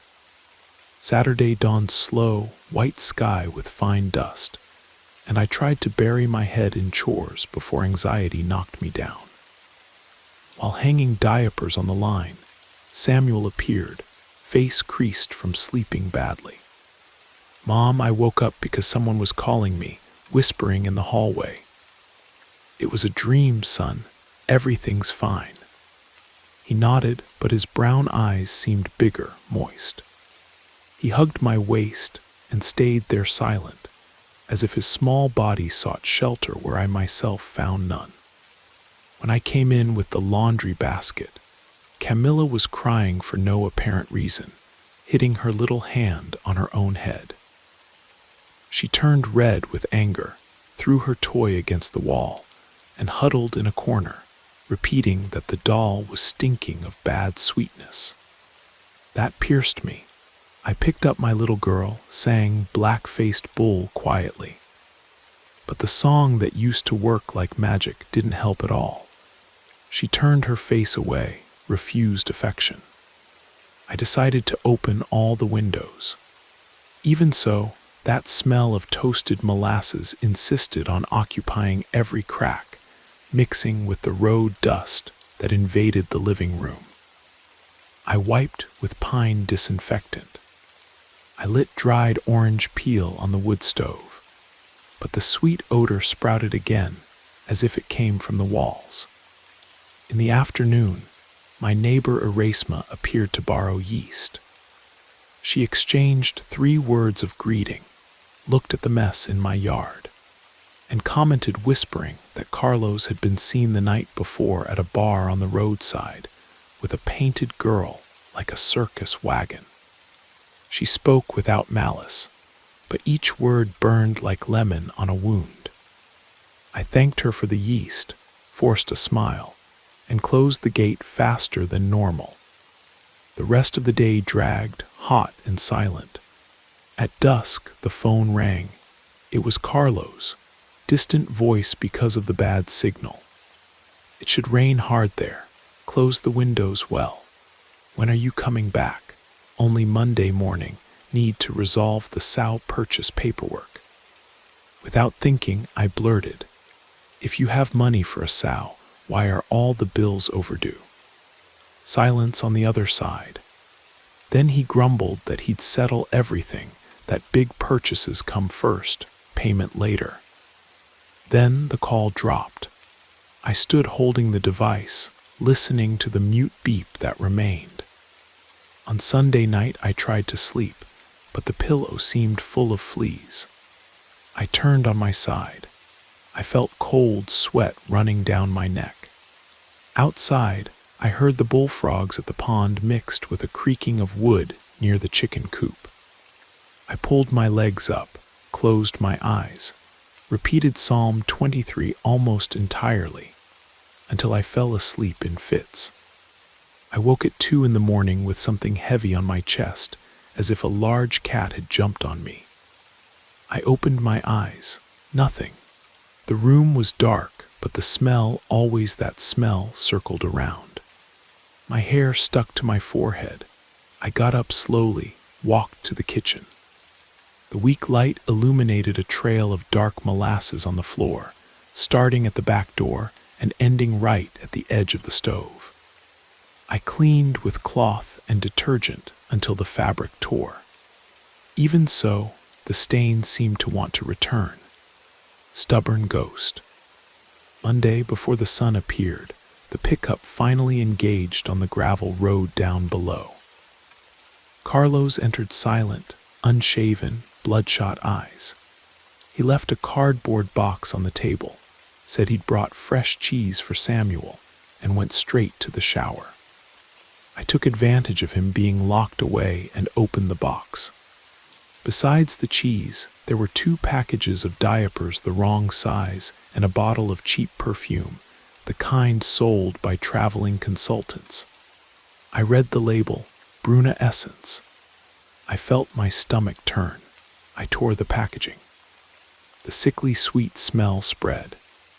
It was almost the same odor that permeated the house, only stronger and synthetic.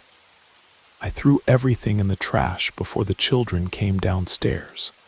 When he came out of the bath, face clean, new shirt, I was already waiting. "Carlos, we need to talk now. I'm not late to deliver calves." "Then listen quickly. It smells like sweet rot in here. The children are sick with fear, and I found another woman's perfume in your box." He frowned as if I'd spoken in a strange language. He opened his mouth, closed it, put on his cap, tied his shoelaces without looking at me. "We'll settle this later, Manuela," and he left, door slamming. When the engine choked at the curve, the house seemed to shrink, exhausted. I felt sudden dizziness. I leaned on the sink. Everything went blurry for a few seconds, as if the ground was swaying. I breathed deeply, and the sweet smell returned, full-bodied. I almost vomited. I grabbed the children by the arm, took them to the porch. Enough. We're spending a few days at Grandma's house. The instant I locked the door, Camilla gripped my wrist. Mom, he doesn't want us to go. Who, daughter? She looked at the empty hallway, eyes wide. The man in the leather hat. My hair stood on end. I hugged my children, crossed the yard, and only stopped when the old gate creaked behind us. The chickens cackled, frightened. I had the clear sensation that someone was watching us from inside the house, behind the curtain. But I didn't look back. When fear decides to live with us, it takes root, and I needed to tear my family away before the whole ground gave way. My mother's house sits in an old neighborhood, half asphalt, half dirt road, 15 minutes by car from the farm. Even so, the journey seemed like an eternity. Samuel recited multiplication tables quietly in the back seat. Camilla bit her shirt sleeve. When I parked in front of the peeling green gate, I felt relief that lasted the time of 3 breaths. The sweet smell had traveled with us, stuck to our clothes or maybe in memory. Mom came to open the door, dish towel thrown over her shoulder. Well, you arrived by surprise. Did something happen? I can explain later. The children need baths and some peace. She frowned but nodded. Inside, the old enameled stove released steam from hominy. The smell of cinnamon muffled for moments the odor that pursued me. Camilla ran to the old toy room. Samuel threw himself in the hammock and fell asleep almost immediately. I sat with myself in the kitchen, hands closed around the aluminum mug. Mom, there's something bad at home, I said. It started with hidden bills, then a rotten bag in the yard. Now everything smells like burnt molasses. The children see the shadow of a man in a hat. She leaned against the sink, small eyes. Do you believe in this spirit business? Believing or not, it's happening. Mom pulled from memory the name of a healer who lives past the eucalyptus bridge. Donatania, mute from birth, but she makes the right prayers. I agreed immediately. We arranged to go early the next morning. Through the night I tried to sleep in the single bed of my adolescent room, but the mattress creaked, and the insistent, sugary smell leaked from some corner. At one point, I thought I heard light steps in the hallway. I got up, heart hammering, and saw Camilla standing at the door, frayed doll in her arm. Mom, he's in the bathroom mirror. I went there with her. The weak light illuminated old tile, little tea-colored flowers. The oval mirror seemed fogged from inside, as if there were smoke behind the glass. I brought my face closer. For a second I swore I saw a dark outline, broad hat brim, shoulders very close to the surface. I blinked and it disappeared. I passed my hand, just cold glass. I took Camilla back, covered the mirror with a towel, prayed quietly, and returned to bed without sleeping the rest of the dawn. At daybreak, I loaded the children in my mother's car, a small, braver prayer. Dirt road, smell of wet grass from the night before. Donatania lived on a simple farm, porch taken over by pots of rue and St. George's sword. She received us smiling with half her teeth, wrote in a school notebook, "Don't speak loud, evil understands what's spoken." She led us to a room in the back, low ceiling, candles on the shelf, small image of Our Lady hidden among herb bottles. She passed a rosemary branch over each child's head, then mine. The rosemary burned lightly like pepper where it touched my neck. She wrote again, Sweet smell is burnt sugar from twisted promise. Work done to tie man and sweeten family tongue. If house rebels against promise, sweetness sours and drips on those who live under roof. She showed me a raw cotton bag where she placed a purple garlic clove, 3 annatto beans, and a blue ribbon knot. She handed it to me. Then she drew 7 waves on paper and signed with an X. Bath in running river, rue, coarse salt, lime peel. 7 dawns. Pray inside. When I thanked her, she raised her finger, pointed at Samuel. My awake boy now trembled slightly. Donatania touched the rosemary branch right to the center of his chest. A candle beside crackled loudly, spitting sparks. The smell of burnt molasses burned in the room's air. So real I forced myself not to cough. The healer blew out the flame, scribbled quickly. He already saw who carries, but didn't catch the soul. We left there with the herb package, dizzy head, and the sensation of carrying lead in our pockets. On the way back, while ripe jackfruits exploded on the road floor, I asked the children if they were well. Samuel answered tired. I'm light, but I think the hat man came behind. He likes the dust that rises from the car. Camilla, eyes closed, whispered, Mom, the smell stopped, but only until tonight. I gripped the steering wheel. I wanted to accelerate, but the slippery mud prevented it. I looked in the rearview mirror, nothing but dust and branches. Even so, I felt in the pit of my stomach that the shadow walked glued to the bodywork, waiting to find a crack to enter our life again. We arrived at my mother's house well before noon. The sun already burned the red earth, but the wind brought the smell of lemon balm from the freshly cut brush. We left the children eating cheese crackers on the porch and went, just me and Mom, to separate everything for the first cleansing bath. She brought coarse salt from the pantry, rue from the garden bed, and scraped the peel of 3 clove limes picked behind the shed. Donatania's package stayed in the center of the sink, as if it were a heart beating outside the chest. We'll go to the river right after dark, my mother decided. Water runs colder at night, takes away what's no good. The Mosquito River was a little more than 4 kilometers away, shallow current full of smooth stones. We left when the sun touched the hills, faded orange sky. I took the children in my stepfather's truck bed, wrapped in old blankets. The sweet smell, incredibly, didn't follow us on the journey. I only felt the scent of ripe guava burst on the road floor.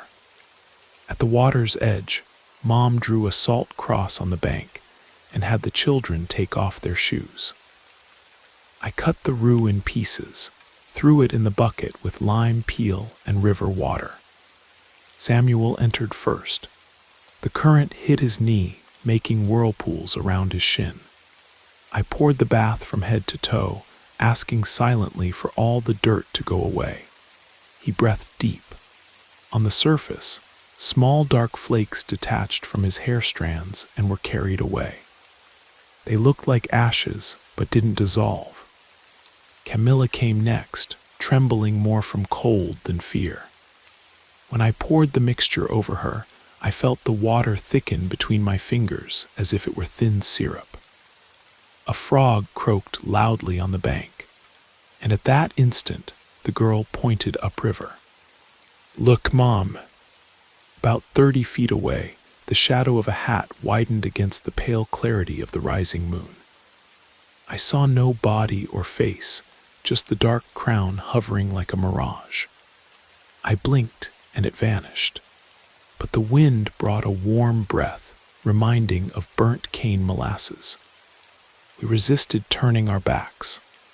We finished the bath, threw away the used water, and returned without speaking a word. At home, we dried the children, put the bean and garlic charm around each one's neck as instructed. While I fixed Samuel's hammock, the phone rang. Unknown number. I answered, Manuela. The voice came hoarse, saturated with static. You threw away my gift. I recognized Carlos's timbre, but it seemed scratched, as if he spoke over gravel. Where are you? On the road. And I'm trying to find you, but the smell won't let go. The call dropped. On the display, time 11 o'clock sharp. I felt my heart accelerate, but I swallowed the panic. I closed all windows, locked the gate, left a small lamp lit in the kitchen. A little after midnight, the neighborhood dogs began barking uncontrollably. My mother peeked through the curtain crack. It's your husband. Carlos stumbled in front of the green gate, shirt open, sweaty chest. Even from 15 feet away, I felt the bittersweet smell, worse than before. Dark stains stuck to his skin like tar. He banged on the car body, murmuring disconnected words. I opened only the small door. Carlos, go away, we're protected. My voice came out firm, although my legs trembled. He raised his head, eyes seemed glazed. Dilated pupils like someone who'd seen welding flash. She said that until I bring the children, the debt won't close. What woman, Carlos? Where did you get involved? I asked, even knowing the answer. He extended his hands, fingers covered with dark molasses, glue shining in the streetlight. He walked 3 steps, stumbled, and fell to his knees. Give me back my life, Manuela. Give it back, please. My mother called my father-in-law without hesitation. They arrived almost an hour later. They brought 2 farmhands to help lift the unconscious Carlos. The sweet smell diminished as soon as they put him in the pickup. My mother-in-law shot me a cutting look. You should accompany your husband. I'm staying where my children are safe, I answered, trying not to tremble. When his car disappeared, the silence seemed strange, the air incredibly light. The small lamp burned steady without flickering. There were still 6 dawns of river baths left. But that night Samuel slept without waking up crying, and Camilla didn't cover the house mirrors. Even so, me and Mom kept watch over the hallway in shifts. At every board creak, I pressed the charm on my chest, remembering the shadow in the mirror, the voice on the phone, the hat over the water. At dawn, I had a quick dream. I was running in a burning sugarcane field, the smell of burnt molasses too strong. Behind, heavy steps dragged chains. I woke sweaty, but for the first time without feeling the sweetness in the air. Maybe the river had taken part of the weight. Maybe the debt was just being renegotiated. I whispered a short prayer, deliver us from all evil, and I waited for the meadowlark's song to announce another day of struggle. In the first hours of Tuesday, still with the meadowlark's song caught in the air, I got up to prepare the second cleansing bath. I mixed warm water in a blue plastic bucket, crumbled more rue, threw a handful of coarse salt and fresh clove-lime shavings. The citrus smell took over the kitchen, pushing away any molasses residue. Samuel came down sleepy. Camilla came right after, carrying the headless doll that ironically was called Sweetness. I took them to the river again, this time guided by my own car's weak headlight. I wanted to spare Mom the fright of the following nights. The water ran swift over pebbles, reflection of the small moon swaying on the surface. I poured the bath on Samuel, who stiffened his shoulders but didn't cry. When I did it on Camilla, I noticed the liquid darkened before touching her skin, as if it brought dissolved ink. The girl let out a long sigh. It's leaving, Mom, I feel it. We returned wordless. The air inside the car seemed light, but when I arrived at the gate, I found a note tied to the padlock with string. Brown paper, trembling handwriting, but I recognized it. I'm better, but need to see the children. Forgive me, Carlos. No date, no phone number. The old fear tried to infiltrate, and I almost heard the sweet sourness spinning through the yard. But I closed my eyes, tore the paper into 7 pieces, and threw them into the wood stove's mouth. The flames licked each fragment quickly until it turned to soot. The third dawn arrived without warning. At bath time, Camilla insisted on taking sweetness. I thought it innocent. Dolls help children face fear. But when I wet the doll along with her, the water seemed to bubble. The dress fabric darkened, releasing thick foam that smelled of that cheap perfume, Bruna Essence. I felt nauseous. I threw the doll downriver, where it spun and disappeared around the bend full of slime. Camilla cried quietly, but I put the charm in her hand. The doll went away to clean the sadness, daughter. She'll come back in dreams, brand new. On the way back, tires slipped in mud. When I stopped under the streetlight in front of the house, I saw something gleaming on the windshield. A rattlesnake rattle like the one that used to hang on the farm gate, glued with tar right in the center of the glass. 3 drops of a dark liquid dripped in slow motion, forming the same trail I'd cleaned countless times on the kitchen floor. My stomach froze. I tore off the rattle with gloves, threw it in a plastic bag, filled it with coarse salt, and tied it. Then I sunk the package in a bucket of bleach. I stayed watching until the reaction fizzed, transforming the tar into dissolved scum. On the night of the 4th cleansing, Mom insisted on accompanying us. She carried a kerosene lantern and recited the Mercy Rosary while I poured the mixture on the children.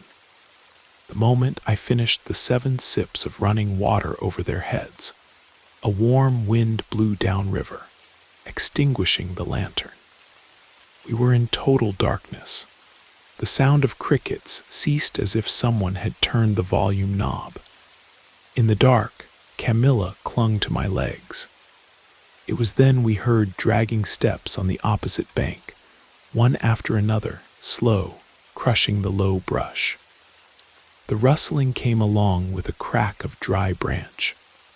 My mother, voice trembling, pulled a small crucifix from her pocket. By the sign of the Holy Cross, I squeezed my children, felt my heart beat in my throat. The steps stopped, but the silence weighed like stone. Suddenly, the lantern reignited by itself, bluish flame, revealing the empty bank. Water ran as always, without trace of people or animals. Even so, the smell of burnt molasses exploded in my nostril, disappearing as quickly as it came, as if showing that although invisible, the debt still prowled. We returned mute. Mom left salt pots in the living room corners and hung guinea branches on the doorknob. I didn't contest. Every barrier was now welcome. The following dawn, while making coffee, I heard distant barking and metallic noise. I looked through the Venetian blind. A black bag identical to the one from the farm swung tied to the gate. But this time something liquid dripped from the edges, forming thick puddles on the dirt floor. I put on gloves, approached cautiously, cut the plastic with scissors. Inside there were melted red candles, tangled hair strands, some blonde, others brown like mine, and a torn piece of men's t-shirt dirty with dry blood.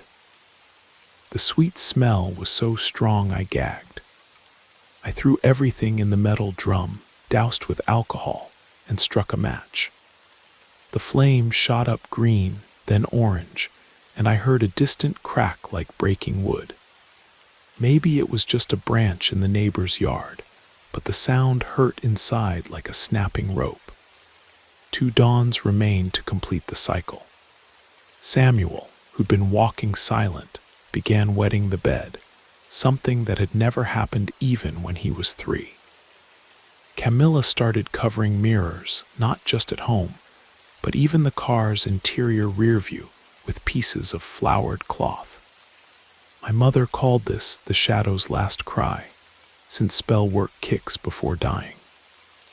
I tried to believe, but each night I felt the air around vibrate as if someone walked the porch dragging invisible chains. On the 6th dawn, while pouring the bath over my own head because I decided I also needed cleaning, I felt my scalp burn as if lime needles were driving into my skin. The citrus smell mixed with molasses aroma, forming a bittersweet, suffocating odor. My eyes filled with tears, but I continued, convinced it hurt more to stop halfway. After the bath, we headed back. In the back seat, Samuel dozed. Camilla stared fixedly out the window, maybe trying to see if the Hat Man ran behind the car. When we parked, the streetlight was blinking. The normally silent street buzzed with out-of-season cricket voices. We opened the gate, and the light bulb burned out, bursting in a flash. The children ran inside trembling. I closed the lock. I breathed deep and promised myself that the 7th dawn would be the last fight. After that, I'd decide whether to return to the farm or start life far from everything. I didn't even realize that when touching the charm hanging on my chest, I felt the blue ribbon knot hot, almost pulsing as if it had its own heart, marking countdown to the final dawn. Saturday's sun leaned over the kitchen table, as if warning there would be no truce. Last day, last mixture. I grated more limes, crumbled roux until my nails turned green, added coarse salt without economizing. When I turned the bowl, I noticed the water seemed heavier, almost thick. My mother commented from the corner of her mouth that the thicker the evil, the thicker the broth to sweep it. I didn't disagree. Before leaving, I inspected each room. The mirrors remained covered. The salt pot still full, guinea branches posted like bayonets. Even so, the air trembled, something invisible compressing walls. Samuel was tying his shoelace when he mumbled, "If we don't go back to the farm." I swallowed hard. "If we don't go back, it's because we found a better place," I answered, trying to seem firm. Camilla squeezed the charm ribbon like someone holding an imaginary friend's hand. I took them to the car, asking God it would be the last trip. Arriving at Mosquito, I noticed the current more voluminous, darkened by rain at the headwaters. The thin moon barely illuminated the bank. I set a kerosene lantern on a wet trunk. The flame wavered, almost went out. I put Samuel in the river first. The cold water rose to his waist. I poured the bath without trembling. Black flakes formed tiny whirlpools around his legs and were sucked by the current. He let out a sigh, as if releasing weight he didn't know he carried. When Camilla's turn came, the wind rekindled the ember in the lantern, illuminating her skin in the water. I threw the mixture starting at her shoulders. The girl shuddered, and the instant the last drop dripped, a pop echoed upriver like dry bamboo breaking. The lantern went out completely. The darkness became so thick it seemed solid. I held the girl, heart racing. From some point on the bank, I heard slow, measured steps crushing twigs. There also came a metallic dragging, sound of chain or rust scraping stone. I thought I recognized heavy, panting breathing mixed with sweet smell stronger than ever, dropping to hit my stomach. I hugged my children, backed up feeling for gravel under my soul. It was when a low, hoarse voice whispered very close to the water, The sugar ran out, but the account stays open. I can't say if it was a man's or woman's voice, but the timbre seemed to graze my ear. My mother, even blind in the darkness, raised the crucifix and began the Our Father in Latin she'd learned from her grandmother. I felt the words vibrate in the air, and the smell of carbonized molasses changed. Now the smell of cold ash. A second later, wind blew strong from the eucalyptus tops, completely extinguishing any sound of steps. We stood still, just hearing water running and hearts beating. I lit a trembling match, nothing on the opposite bank except shadow of fallen bushes. I ran back to the car, threw the children in the back seat, slammed the door hard. My mother entered panting. The engine choked twice, caught. In the rearview mirror, I swear I saw the crown of a broad hat emerge behind the bamboo, but there was no body to sustain it. The silhouette swayed, dissolved into dark smoke that rose with the wind. On the way back, Camilla slept deeply, head fallen. Samuel looked out the window like someone seeking something left behind, but said no word. Inside the car, there was no musky perfume, just smell of lime and kerosene from the extinguished lantern. When we entered the street, the burned-out street light was lit, strong light as if it had never failed. I opened the gate slowly. The yard smelled of wet earth, no trace of molasses. I set the empty bucket on the porch. It seemed ordinary, but I noticed the charm on my neck was cold, almost frozen, and the blue ribbon knot had lost its color, now light gray, faded. I gave the children hot baths, put them in the big living room hammock. They slept without protest. Me and my mother stayed in the kitchen drinking thin coffee. No door slammed, no object fell.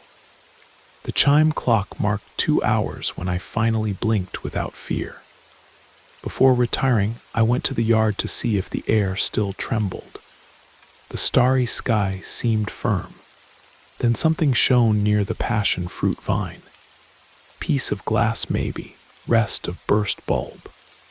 I bent down, picked it up. It was a shard from the old molasses bottle Carlos liked to buy roadside. Behind the glass, a line of ants carried coarse salt grains toward the anthill. I felt my throat strange, neither relief nor sadness, just great tiredness. Before entering, I confessed quietly to the darkness.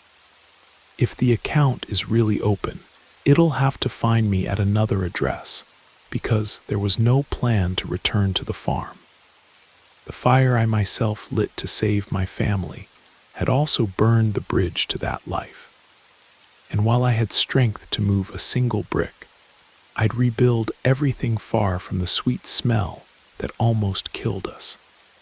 3 weeks after the last trip to Mosquito, I was already lodged in a small duplex house in the center of a neighboring district. I rented by the month, ochre paint peeling, short yard, but without memories of red dust or truck noise at dawn. My mother stayed 2 more days to help me unpack pans and install new clothesline. Then she returned to her neighborhood, taking the feeling that finally each would care for her own peace. I found extra work making cornbread cakes with guava paste for the corner market. The owner, Mr. Nivaldo, gave me confidence. Weekly pay, no idle talk. Mornings began to smell of percolated coffee and burnt sugar in a good way, not the kind that turned my stomach. When the children left for school, I caught myself smiling, remembering that now attendance was digital and didn't depend on moldy notebooks. Samuel adapted quickly, gained a friend named Henry who collected dinosaur stickers. Camilla still walked cautiously with a floral scarf in her pocket. She said the scarf worked as a portable roof in case some mirror opened a door where it shouldn't. One Tuesday afternoon, while separating eggs for a batch, the cell phone rang. A number I knew by heart, my mother-in-law's. "Manuela, Carlos wants to see the children Sunday. He's better. He's sleeping right again." "Does he still smell that smell?" I asked abruptly. "He says no, but his speech gets strange sometimes, as if he lacks air." "You bring the children." I promised to think. I hung up with my heart racing. I spent the rest of the day remembering the rattlesnake rattle glued to the windshield, the hoarse phone call, the Bruna Essence perfume. Despite the fear, I felt pity. When putting Samuel to bed, I mentioned, "Your father wants to visit." He shrugged. "If it's in an open place, fine." Camilla pulled the scarf from her pocket. No mirrors. I arranged to meet in the town's wooded square. Sunday early, I took cheese pastries wrapped in napkin and sat on a bench under a purple jacaranda still without flowers. Carlos appeared punctually, trimmed beard. He brought a bag with coloring books, a metal car for Samuel. When he approached, the familiar smell didn't come. There was another of cheap talcum, almost neutral. He knelt before the children, voice hoarse but gentle. "Sorry for disappearing, my loves. I'm fighting to get well." Anyone seeing him like this wouldn't imagine the scene at the Green Gate. Even so, something in the back of his eyes remained empty, like a window forcibly closed. We talked 20 minutes about school grades and milk prices. No word about debts or about the woman in the print dress. When we said goodbye, Carlos looked at me. I never again felt like going back to the old house. I think it became hollow. "Better for everyone," I answered. He held my hand, quick, light. I noticed a thin mark on his wrist skin, scar from chain or rope. I didn't ask its origin. I returned with the children along Main Avenue. Turning the corner of the simple condo where I live, I found a small cardboard box on the threshold, no sender. Inside, a piece of blue ribbon, faded, stained brown. My heart froze. This time there was no sweet perfume, but I felt the old fear squeeze my throat. I ran to the gas stove, struck a match. When the flame began licking the little ribbon, I heard a dry crack behind me. I turned, Camilla at the door, eyes wide. "Mom, listen." Absolute silence, not even distant horn. I let the fire consume the fabric. I threw the ash down the drain with running water. Only then I noticed Camilla's floral scarf was folded in her pocket, clean. It seemed like a symbol that the portable roof was enough. That night Samuel woke only once to drink water. He said he dreamed of a wide river without bridge, running fast. In the dream, he let go of a faceless man's hand who sank, taking the old hat. He asked if everything was fine. "It is, my son. The river took what no longer fit." He went back to sleep. I stayed looking at the thin moon through the kitchen window, listening to a truck engine in the distance. The air smelled of baking cake, nothing more. For the first time I was certain that if someday the debt wanted to reopen, it would have to seek another address or another story. Because in this house, there was no mirror for any shadow. I closed the window, blew out the counter candle, and finally let the night settle in its place. The following days passed in stove rhythm. Wake before dawn, beat butter with sugar, add cornmeal and tapioca starch, tear guava paste in strips, and spread on baking sheets. The sound of children brushing teeth became my clock, and the smell of dough in the oven became my calendar. In an old blue-covered notebook, curiously the same color as the ribbon I insisted on destroying. I began noting each order, each dollar that entered, each yeast packet opened. Countable, measurable life, no space for supernatural between the lines. One lazy Wednesday, Camilla returned from school radiant. The teacher had praised her essay about safe places. She'd drawn a wide river, smooth stones on the bank, and in the center, a small boat with 2 benches. In the first bench, herself. In the second, an empty space. I reserved it for Daddy, in case he gets completely better, Samuel explained. On the contrary, Samuel showed a lukewarm report card. Math good, language limping. We sat together to review accentuation. In one sentence he'd written hat with a grave accent. When I corrected it, he commented without looking, hat really is a crooked word. Lots of things fit under it. I swallowed the comment, turned it into a silly joke, and we continued. At night I tucked the children in and allowed myself to turn on the old tube, TV the previous owner had left. Poor signal, static, but the soap opera served as comfortable noise. I went to wash dishes. When I returned, the image had frozen on a strange frame. A woman from behind, broad straw hat, holding blue ribbon between thin fingers. I turned it off immediately. I blamed the antenna. Saturday, Mr. Nivaldo commented that 2 customers praised my cake because it had the taste of old-fashioned sweetness. I was happy until he added, laughing. One even said it reminded him of caramelized molasses, just gentler. My blood froze. I disguised with a smile. I left, crossed the street, entered the pharmacy just to spend 10 minutes away from that compliment. When I returned, I noticed yellowed paper folded in my apron pocket. The pocket had been empty minutes before. I opened it, payment outstanding. Settlement depends on memory, no signature. I threw it in the first public trash can, but the tingling sensation went up my back. That night after dinner, Camilla asked me to tell a ghost story, childhood irony that doesn't understand scars. I invented a friendly ghost who lived in a broom closet. She laughed satisfied and went asleep. I stayed in the kitchen, low light, pot lids clattering with wind. I decided to clean the stove.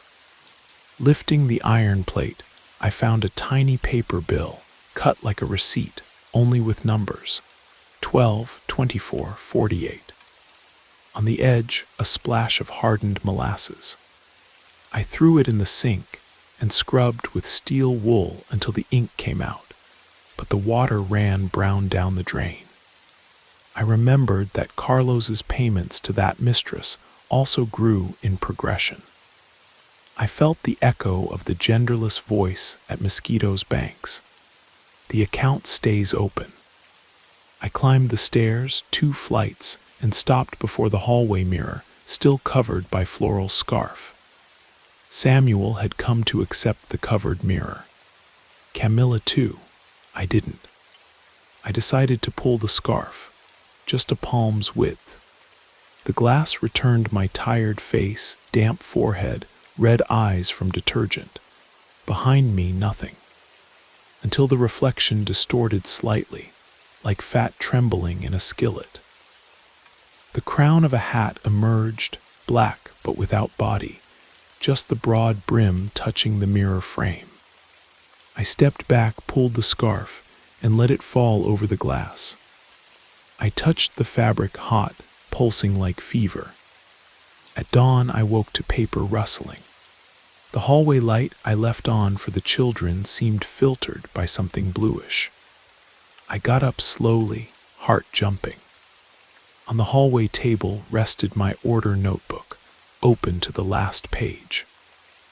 On the right, among recipe scribbles, someone had written in irregular handwriting a short message. Memory backs the debt, lives. The words came covered with dark sugar granules that stuck like wet sand. I closed the notebook, opened the window to ventilate.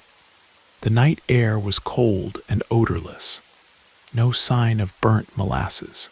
Even so, the message weighed. Sunday after lunch, I took the car and drove to the old farm alone. I needed to know if the debt's ghost lived there or had followed me. The gate stood wide open, tall weeds at the entrance, broken window in the bedroom. The kitchen smelled of wet wood, not molasses. On the counter, the old molasses bottle broken in two. Inside, no liquid, just white powder. Could be sugar, could be salt. On the floor, I saw a piece of blue ribbon, dried up, brittle like twine threads.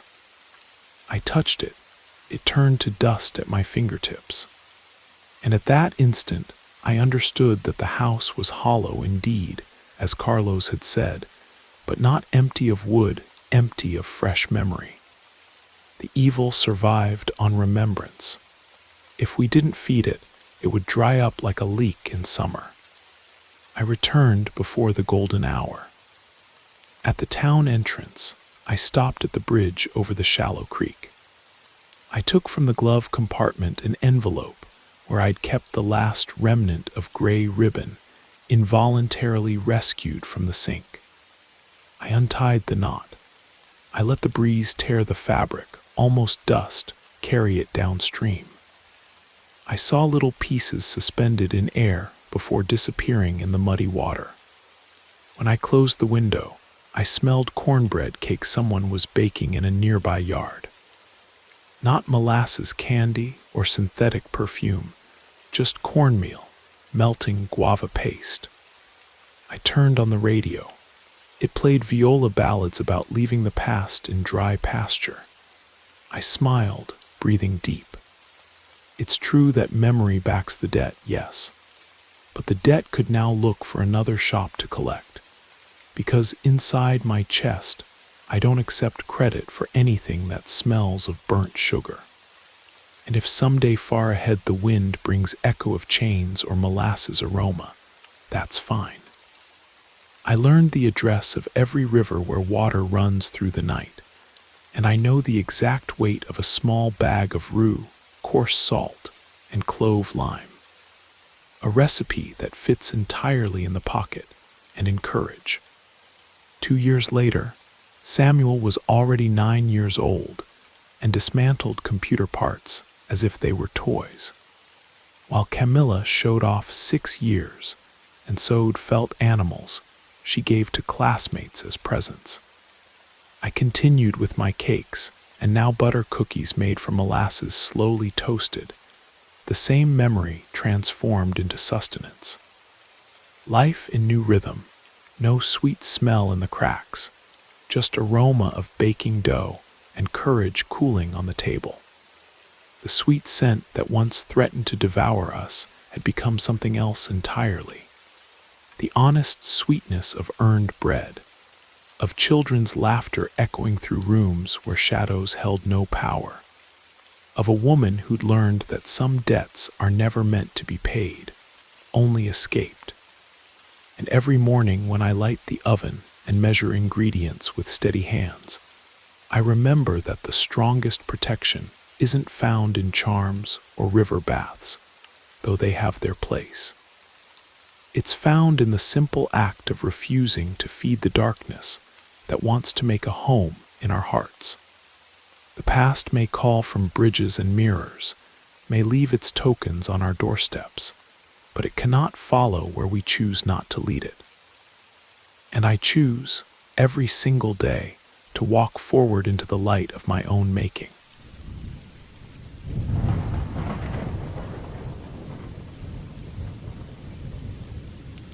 This story is difficult for me to tell.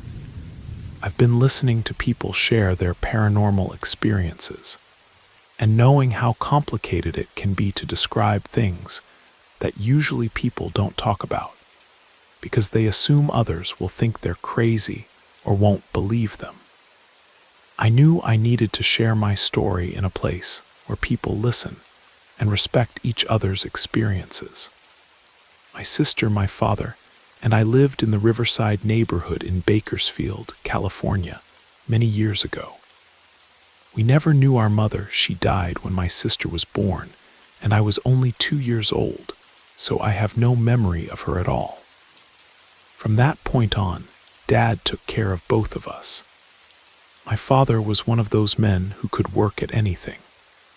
He had his steady job at a local restaurant where they paid him well, and he'd become a partner with the owner in other ventures. During the day, he worked downtown. If someone needed an electrician, he could do it. He knew plumbing, installation work for different types of fixtures that needed skilled labor, things like that. We never lacked for money, thankfully, but he never wanted us to take that for granted. After all that time, I feel that's why Dad, in November of 2003, suddenly collapsed at work. According to what his coworkers told us, they rushed him to the hospital, but we didn't even get to say goodbye. He never regained consciousness. He was already gone. All his coworkers told us not to worry about the funeral expenses. They loved him so much that we didn't pay for anything. My sister and I were 22 and 23 years old that year, and we both had jobs because Dad had helped us find good positions. He'd wanted us to leave Bakersfield to find better opportunities, and after the funeral and burial, people were very considerate with us too. They visited us regularly, asking if we needed anything. This devastated my sister and me beyond words. I know what I did was wrong, and maybe it was foolish of me, driven by emotion and my inability to let him rest, to let him go. I had so many things I wanted to say to Dad. I felt terrible because I believed that having worked so hard without rest for our sake had caused what happened to him. Even before he passed away, I knew that someone at a market near St. Anthony's Church sold. Well, I know it sounds completely ridiculous. 3 months had passed since his death, and I couldn't cope with it. I'd heard that with one of those boards, you could speak with people who had died, and I never told my sister. I knew I was doing something wrong, but I simply couldn't live without my father, without having talked to him. I didn't know what he thought about anything. I just missed him terribly. Since my sister worked nights at an office near the bus station, I used those hours to try to contact Dad. Yes, I bought it from a woman who told me how to use it, what to do, what not to do. Nothing happened. I tried for 3 nights and the pointer never moved, not even once. Not a single letter. This created very mixed feelings for me. On one hand, I was relieved that he didn't answer, that my father was resting peacefully. On the other hand, I was angry because I felt like he no longer wanted to talk to us. I was convinced that my father was upset that he'd worked so hard and that this had led to his death. I know I'm repeating myself, but it's so you understand that this was something I couldn't get out of my mind. The Sunday of that same week, after I'd tried on Monday, Tuesday, and Wednesday, I was in the living room watching television. My sister wouldn't be home for a while, and I heard someone open the bathroom door. I turned around, startled, because there shouldn't have been anyone else in the house besides me. I looked up, turned around on the couch, and it was Dad. I was looking at my father coming out of the bathroom, turning around, and closing the door again before walking to his bedroom. He also took the doorknob, opened it, went in, closed it, and only the television remained as the only sound in that moment. It was my father, except he looked much younger than when he'd passed away. We'd known my father for more than 20 years, Of course, I remembered him from when we were children, but now that I saw him, he looked much younger than before. This left me completely shocked.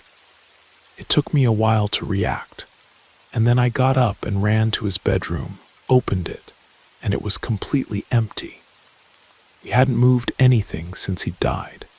It was dark, smelled stale, and unlike the rest of the house, it was freezing cold in there.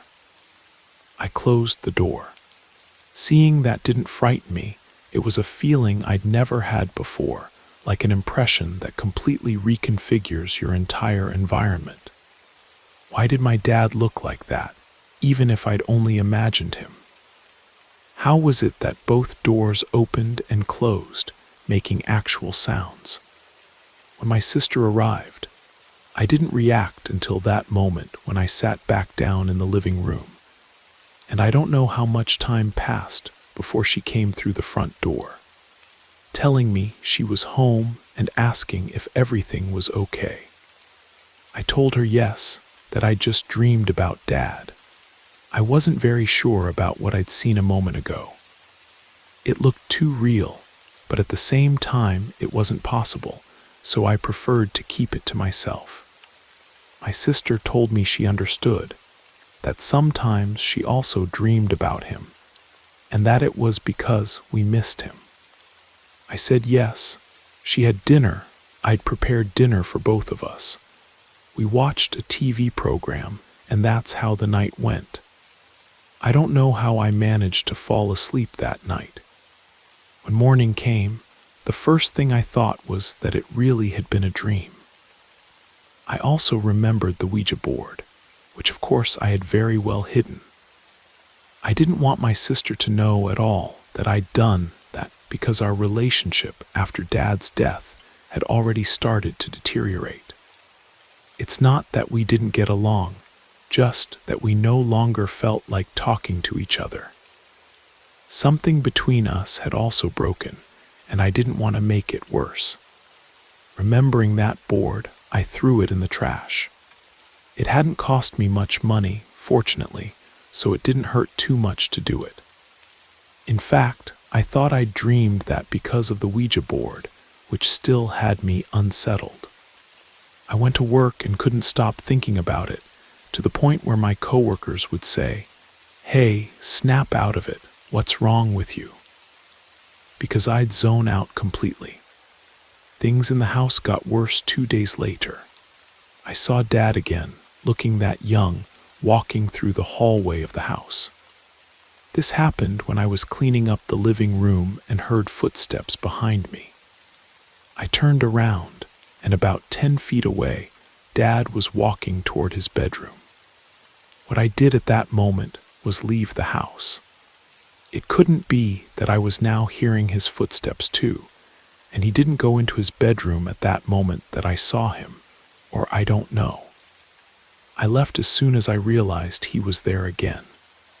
I stayed outside for a while, not knowing what to do, and then went back in. I continued with what I was doing, but as the days went on, nothing improved. The next day, the second time I saw him, I was putting some things away in my room and heard someone knock on my door. This always happened when my sister wasn't home. I turned around, frightened again, and no one was there. However, the way they knocked on my door was the same rhythm and pattern that Dad always used. Whether knocking on my door, my sister's door, or the front door of the house. Even so, I asked, as we used to when we arrived home, "Who's there?" And no one answered. With these kinds of things, I was beginning to realize that I was getting sick. I imagined scenarios where Dad, for some reason, looked so young and was still with us, only it wasn't what I wanted. Besides continuing to impress me greatly, it was now starting to scare me. I realized I was beginning to feel fear when one night, we were each already in our bedrooms sleeping, and I heard my bedroom door open.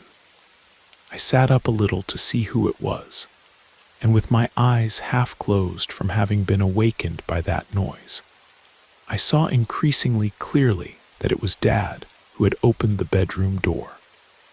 Not only that, but he opened the door, turned on the light, looked around the entire room, and never looked directly at me.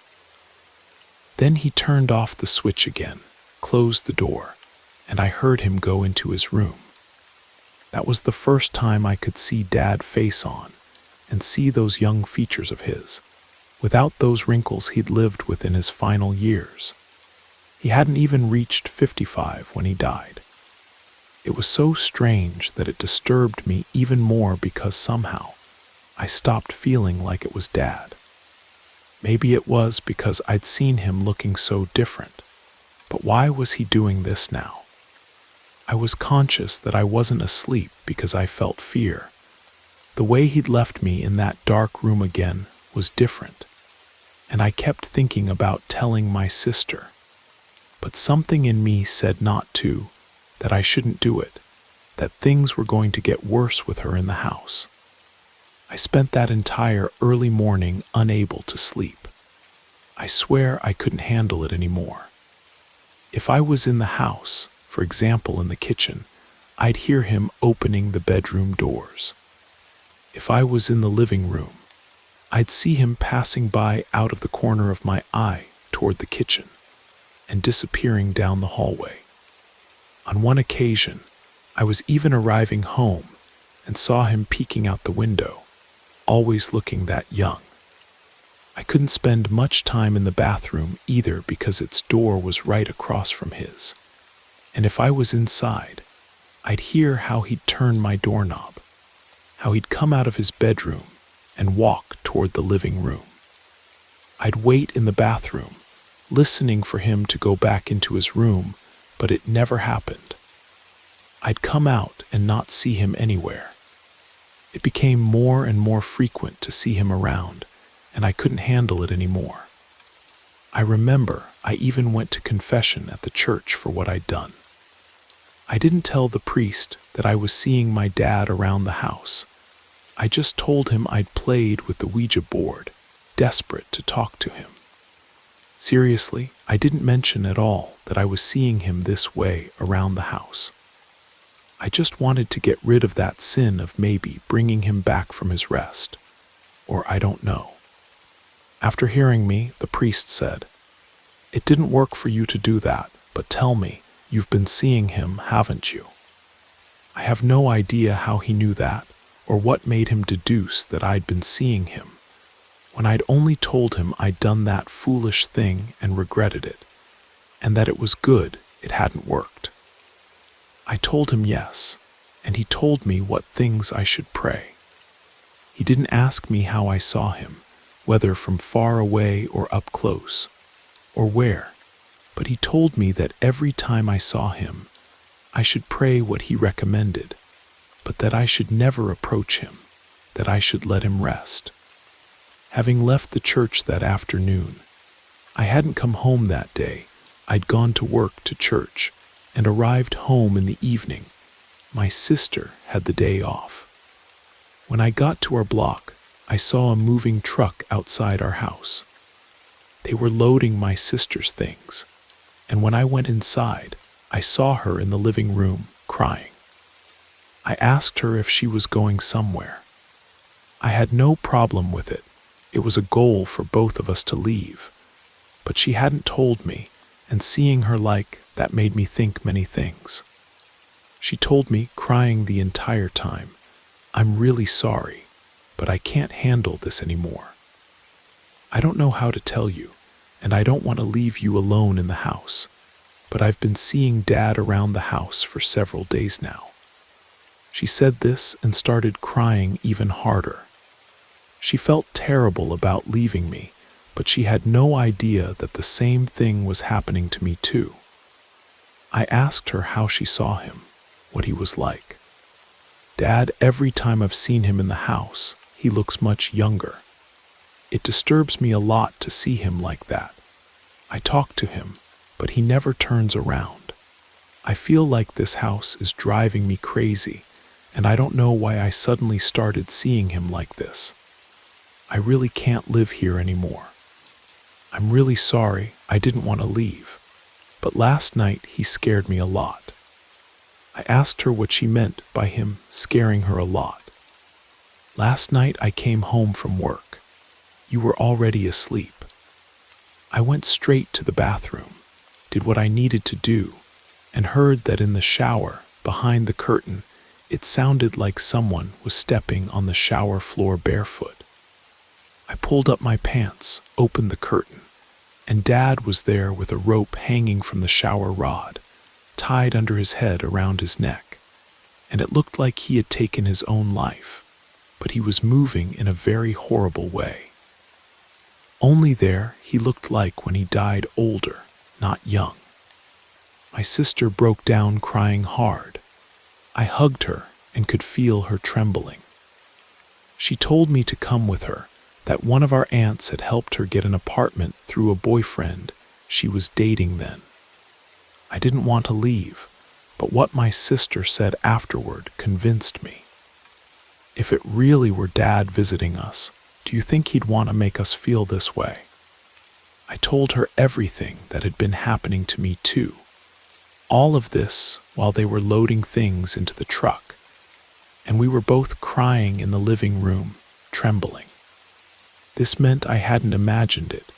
It was real, everything I saw, because I hadn't brought up the subject with my sister. And we were both seeing the same thing, our father, but in that form. Even though I agreed to go with her, having 2 full days to move to downtown Bakersfield. Neither during those days, nor ever did I tell her that I'd used the Ouija board, and that for me, that had been the reason why we were now seeing him. Maybe he never answered me through the board, but perhaps something heard me and knew very well who I was looking for. Only it wasn't Dad who came back. That house was left completely empty, without a single piece of furniture. It still belongs to us and is still there. I have no idea if Dad, or whatever looked like my father but younger, is still walking around that house. It's not something I want to find out, because that's not how I want to remember my dad. I just hope he's resting as he deserves.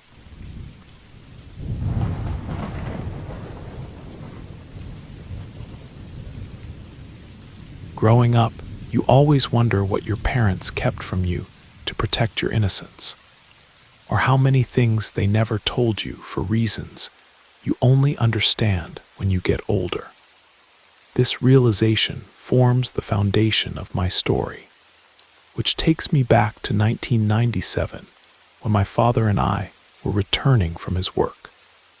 Whenever I could, I accompanied him on his jobs. He worked repairing HVAC systems throughout the Sacramento Valley, where we still lived at the time. These jobs could take him anywhere downtown, along the coast, or out to the rural areas. On this particular occasion, we had driven out to Woodland, a small farming community about 30 minutes from our home. He finished his work and stayed chatting with the client while I dozed off in the truck. It was a Friday night, and I was only 8 years old then. After my father said goodbye to this acquaintance and longtime customer, we left for home. To get back to Sacramento, we had to drive about 25 minutes along Highway 99. But there was a stretch that was completely isolated. No towns, no houses, nothing but farmland on either side. I remember suddenly waking up because I felt we had stopped. I thought we'd arrived home, but when I opened my eyes, I saw we were parked on the side of the highway. Everything around us was pitch black, and I couldn't see anything beyond our headlights. I turned to look at my father, who had the truck door open, but was still sitting in his seat. I could hear him talking to someone, but since he was speaking toward the outside with his back to me, I couldn't understand what he was saying. Then suddenly, I saw him swing his legs back into the truck, slam the door shut, and start the engine. I noticed he didn't even wait to put on his seatbelt before hitting the gas. He had accelerated for some urgent reason. When I asked what had happened, my father seemed startled by my question. He turned around, looking somewhat shaken, and told me he'd seen a coyote on the road, which was why we'd left so quickly. Since wildlife encounters were common in that area, I believed him without asking more questions. Being a child, I simply fell back asleep on the way home. To be honest, I didn't notice anything unusual as a kid, so I completely forgot about that day. It held no significance for me other than remembering that I'd accompanied him to work, and that he'd had an interesting wildlife sighting. However, years later, when I turned 15, we were talking about those days when Dad worked doing maintenance calls. We were reminiscing, because he had since opened a small business and only managed his employees rather than doing the hands-on work himself. During that conversation, he asked me if I remembered the time we stopped on the highway. Honestly, I didn't remember until he mentioned that time we took off like a bat out of hell from the highway where we were parked at night. Then it came back to me. I told him I remembered and asked him why he'd brought it up. My father has called me Luke since I was little, and he said, "Luke, I couldn't tell you what really happened that night. We were coming back from Ed's place, you remember, out in Woodland. You were sound asleep, and when we came around the curve past Woodland Cemetery, I started slowing down. I never drive fast, especially not on that stretch of road, because I saw a child sitting on the shoulder of the highway." He continued, "I pulled over, and this child started crawling across the front of the truck to get to my door. That's why I didn't get out, because he came to me.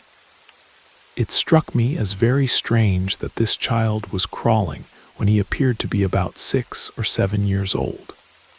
I thought something had happened to him because he wasn't saying anything, and I couldn't see him clearly.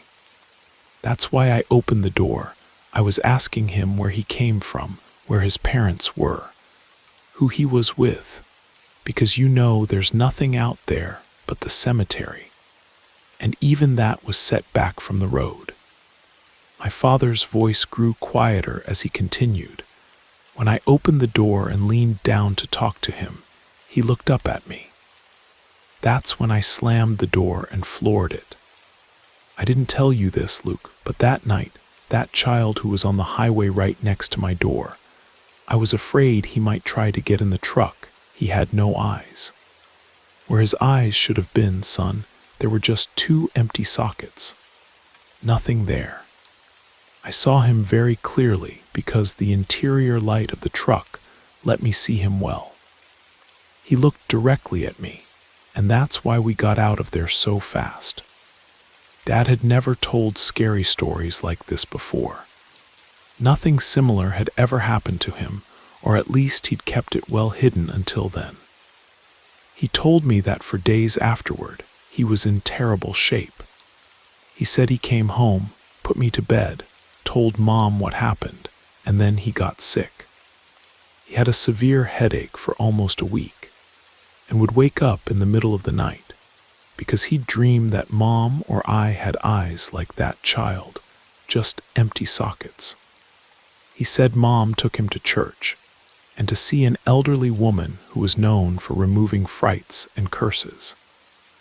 It helped somewhat because while he occasionally still had those dreams, at least the headache stopped and the rest faded with time. But he told me he remembered that child perfectly and never forgot what it was like to see something that looked like a real child, but with those horrifying details. He said he still didn't know what he really saw out there that night. I've always wondered about entities that present themselves this way, not with black eyes or completely white eyes, but with a complete absence of them, just empty sockets. What kind of beings are said to manifest in such a disturbing form? That question has haunted me ever since my father finally shared the truth about what happened on that dark stretch of Highway 99 all those years ago.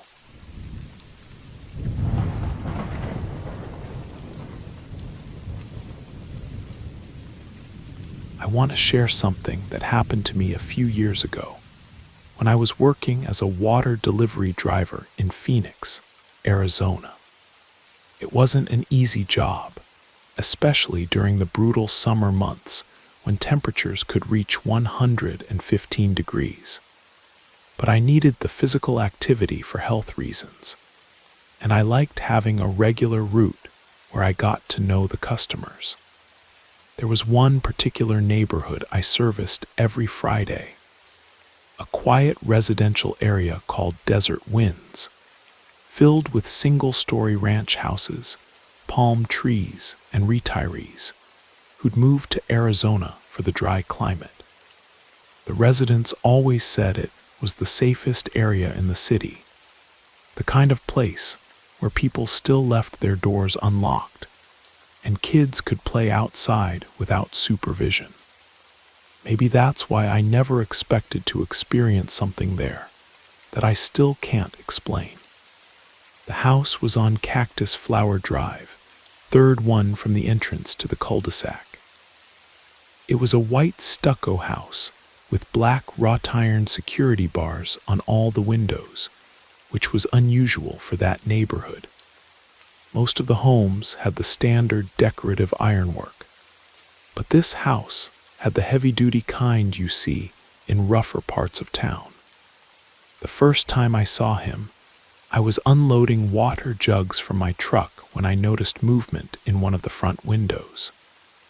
It was a little boy, maybe 6 or 7 years old, wearing a bright red t-shirt. He was standing behind the security bars, watching me work. When he saw me looking, he smiled and waved. I smiled back and gave him a little wave in return. It seemed like a sweet, innocent moment, just a curious kid watching the water delivery guy. The next Friday, he was there again. Same window, same red shirt, same little wave, and the Friday after that. It became part of my routine to look for him when I made deliveries to that street. He was always there at exactly the same time, always watching from behind those bars. I started to feel sorry for him. In other neighborhoods, kids would run outside to ask me questions about my job, where the water came from, how heavy the jugs were, whether I delivered to the whole city. They were naturally curious and social. But this little boy never came outside, never seemed to interact with anyone, except to wave at me through the window. After about 6 weeks of this routine, I had to make a delivery to that house for the first time. Usually, I just serviced the houses across the street, but they'd run out of water early and needed an emergency delivery. A middle-aged man answered the door, Hispanic, probably in his 50s, wearing work clothes like he'd just come home from a construction job. "How much for a 5-gallon jug?" he asked. As I was getting the water from my truck, I decided to make conversation. "How's the little guy doing?" I asked, nodding toward the window where I always saw the boy. The man looked confused. "What little guy?" "The kid in the red shirt," I said. "He always waves at me from that front window when I'm here on Fridays." The man's expression changed. He looked toward the window I was pointing at, then back at me. "There's no kid here," he said firmly. "It's just me and my wife. We don't have any children." I thought he was joking with me, so I laughed. Come on, the little boy who's always watching from inside, about 6 years old. But his face was completely serious now, almost angry. "I'm telling you, there are no children in this house," he said. "Are you sure you're not thinking of a different address?" The tone of his voice made it clear the conversation was over. I took his money, handed him the water jug, and left, feeling embarrassed and confused. The following Friday, I looked for the boy as usual, but the window was empty. The Friday after that, same thing. For 3 weeks, I didn't see him at all. Then one afternoon, as I was wheeling a dolly of water jugs toward another house, I saw him again. Same window, same red shirt, but this time he didn't wave. He just stood there watching me, perfectly still. I glanced away for a second to navigate around a parked car, and when I looked back, he was gone. I mentioned it to my coworker Danny, who'd had my route before me. He thought for a moment, then said the address sounded familiar. "I think I remember something about that house," he said. "There was a story in the news a few years back about a family in that neighborhood who lost their kid. A little boy who just vanished one day, even though they had security bars on all their windows. He couldn't remember all the details, but he said the family had eventually moved away because the memories were too painful, and the house had been rented out since then. If that's really what you're seeing," Danny said, "you should probably pray for the kid. Maybe he's looking for his family and doesn't understand that they're gone." I started including the little boy in my prayers at night, asking that he find peace and that his family, wherever they were, had found healing. After that, I never saw him again. The window stayed empty, the curtains always drawn. But sometimes, when I was making deliveries on that street, I'd get the feeling that someone was watching me from inside the house. You know that sensation when you can feel eyes on you, even when you can't see anyone? The last time I went to that house was about 6 months later.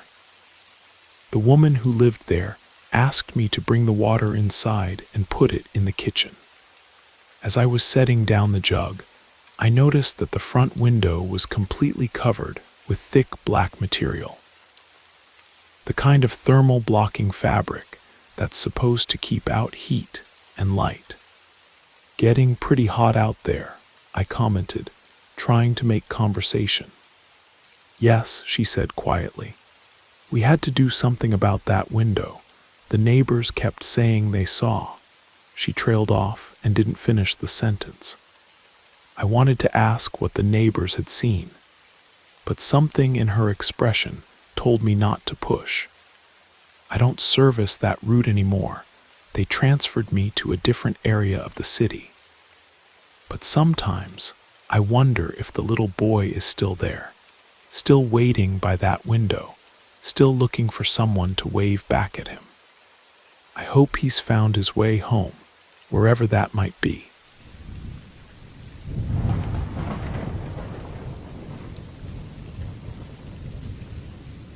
My name is Jacqueline Vera, and I want to share an experience I had about 8 years ago when I first started teaching at a rural school in northern Iowa. I'd always been interested in the paranormal. Growing up, my family would tell ghost stories around the dinner table, and I was fascinated by them.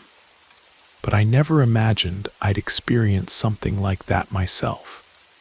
Those stories always seemed to happen to other people in other places, not to me. Fresh out of college with my teaching degree, I was assigned to a small elementary school in a town called Cedar Falls, about 4 hours from my family home in Des Moines.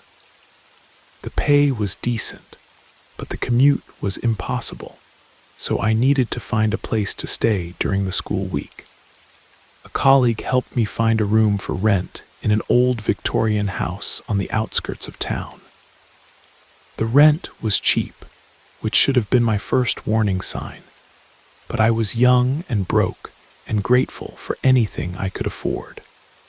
My first impression of Cedar Falls was melancholy. The town felt forgotten by time, especially during the long winter months when everything was covered in gray slush, and the sky seemed perpetually overcast. Many of the buildings were empty, and you'd often see more abandoned storefronts than open businesses. I arrived on a Sunday afternoon in late August with my boyfriend, now my husband, and his parents, who'd offered to help me move. It was the first time I'd lived away from my family, and I was nervous but excited about starting my career. The house was massive, a 3-story Victorian that had clearly seen better days. The owner, Mrs. Patterson, was an elderly woman who seemed kind enough, though she had a distracted air about her, like she was always listening for something. The first floor of the house was cluttered with decades of accumulated belongings, old furniture covered in dust sheets, boxes stacked to the ceiling, and the musty smell of things left too long in storage. There were no overhead lights, just a few dim table lamps that cast strange shadows in the corners. We climbed a narrow staircase to the second floor, which was in the middle of some kind of renovation that had clearly been abandoned years ago. The walls were half finished, with exposed studs and electrical wires hanging loose. Construction materials were scattered everywhere, covered in dust and clearly unusable. Finally, we reached the third floor, where my room was located. It was the only finished space on that level, a single room with slanted ceilings and one small window that looked out over the overgrown backyard. Next to it was a bathroom with no door, just a shower curtain for privacy. And beyond that, 2 empty rooms with their doors standing permanently open. It was depressing, but it was all I could afford, and Mrs. Patterson assured me it was the only available rental in town that was within walking distance of the school. My boyfriend and his family helped me unpack, but I could see the concern in their eyes. They didn't want to leave me there alone, and honestly, I didn't want them to go either. But I was determined to make it work. The first few weeks passed without incident. I'd walk to school each morning and return in the afternoon, spending my evenings grading papers and preparing lessons. The isolation was difficult, but I was managing. The house was always eerily quiet. Once I closed the front door behind me, it was as if I'd stepped into a vacuum. No sounds from the street, no noise from neighbors, just silence that seemed to press in on me from all sides. Crossing through the cluttered first floor in the dark was always nerve-wracking. I'd often forget to charge my phone or would leave it in my car, and stumbling through all that furniture and junk in complete darkness was genuinely dangerous. The second floor was almost worse. I'd hurry past those unfinished rooms, keeping my eyes on the floor, afraid to look into the dark spaces where anything could be hiding. Every night, I'd lock my bedroom door and sleep with a small knife under my pillow and a picture of my grandmother on the nightstand. I was afraid of both the living and the dead in that place. But up until that point, I thought my fear was just nerves from being alone in such a creepy old house. I had no idea how much worse things were about to get. It started one night in October when I heard something being dragged across the second floor. It sounded like heavy furniture being moved, and the noise echoed through the empty rooms and up into my bedroom. The dragging would go on for several minutes, then stop, then start again. I tried to convince myself it was just the old house settling, or maybe mice in the walls. But mice don't drag furniture around. The next night, I heard footsteps on the stairs. Slow, deliberate steps climbing from the first floor to the second, then stopping just below the third floor landing. I sat on my bed, holding my breath, waiting for whoever it was to continue up to my room. But the footsteps just stopped, and after a few minutes, I heard them going back down. I looked out my window to see if there were any cars outside, any sign that someone had actually entered the house. But the street was empty. Things escalated a few nights later when the entire house began to shake. At first, I thought it was an earthquake, which isn't unheard of in Iowa, though they're usually minor. But this felt different. The shaking was more like a vibration, as if the house itself was trembling. I watched my water glass vibrate on the nightstand, saw my few belongings shift and rattle. A couple of things fell off my dresser. I was terrified that the old Victorian was structurally unsound and might collapse. When the shaking stopped, I ran to my window expecting to see neighbors outside, checking on each other after the earthquake. But the street was completely normal. Lights were on in other houses. People were going about their evening routines as if nothing had happened. The next day at school, I asked my colleagues if they'd felt the earthquake the night before.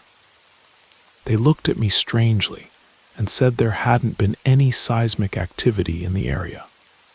I started having trouble sleeping. Every small sound in the house made me jump. I felt like I was being watched constantly, even when I was obviously alone. A few days later, while I was taking a shower, I heard footsteps again. But this time, they didn't stop on the second floor. I turned off the water and listened as the steps came up to the third floor and entered my room. I was terrified. The bathroom had no door, just that flimsy shower curtain, and I was completely vulnerable. I stood there naked and shaking, listening to someone moving around in my bedroom. When I finally worked up the courage to look out, there was no one there. But I knew what I'd heard. The breaking point came a few weeks later when my parents drove up to visit me. Seeing them was such a relief, but my father took one look at the house and was appalled. "You can't stay here alone," he said. "This place is a death trap. You need to find somewhere else to live." I wanted to leave, but I'd already checked. There were no other options in Cedar Falls. It was this house, or a 40-minute drive each way to the nearest town with available rentals. My parents stayed with me for 2 nights. The first night was blissfully quiet, and I began to hope that maybe having other people in the house would solve the problem. But on the second night, while we were lying in bed talking, the house began to shake again. This time, my parents felt it too. We all sat up, watching the water in my glass ripple with the vibrations. We ran downstairs and outside. But once again, the rest of the neighborhood was completely unaffected. That convinced my parents that something was seriously wrong with the house, though they attributed it to poor construction rather than anything supernatural. They pressured me even more to find somewhere else to live. I finally decided to leave after I had what I can only describe as the most terrifying dream of my life, though I'm not sure it was entirely a dream. I found myself awake in my room, but everything looked exactly as it had when I'd gone to sleep. I could see every detail clearly. My clothes folded on the chair, my books stacked on the nightstand, the way the moonlight fell through the window. At first, everything was silent. Then I became aware of breathing that wasn't my own. It was coming from the corner of the room where I kept my clothes in an old wooden trunk. The breathing gradually became louder, more labored, and then it began to change. It started to sound like someone trying not to laugh, a kind of suppressed giggling that raised the hair on my arms. Then it whispered something. I couldn't make out the words, but the voice was ancient and dry, like autumn leaves scraping across pavement. In the dream, I tried to run from the room, but I couldn't move. I tried to scream, but no sound came out. The effort of trying to escape was so intense that I thrashed around physically and woke myself up. When I opened my eyes, it was dawn. I was twisted up in my sheets, and I was drenched in sweat. Instinctively, I looked toward the corner where I'd heard the breathing in my dream. My clothes were scattered across the floor, as if something had been hiding underneath them and had burst out in a hurry. Some of the garments were arranged almost like a person had been sitting there, and you could clearly see the impression of legs and a torso. That day I went to school and gave my notice. I couldn't spend another night in that house. I was lucky enough to find a family in town who was willing to rent me their spare bedroom. It was a humble arrangement, but it felt safe and normal in a way that Victorian house never had. I never went back to collect the rest of my belongings from Mrs. Patterson's house.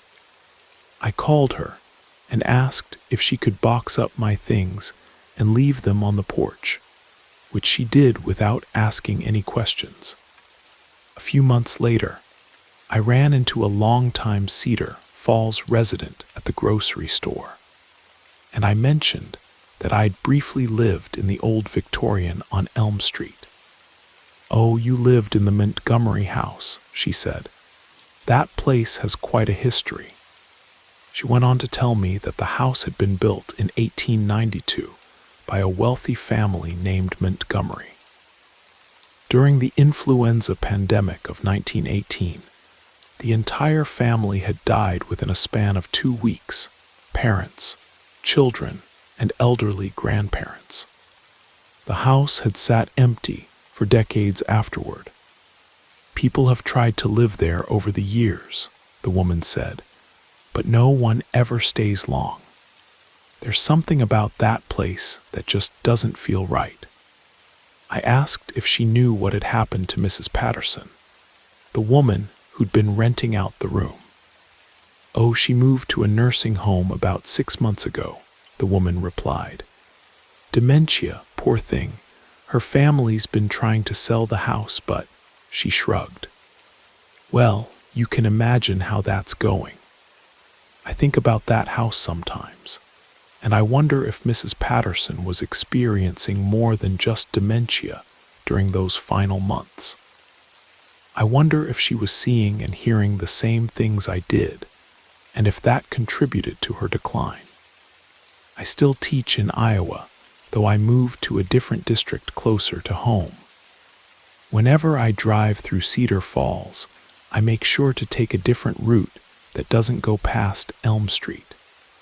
Some places are better left undisturbed."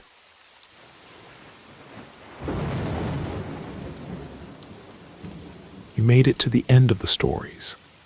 That means it's the perfect time to subscribe so you don't miss future episodes.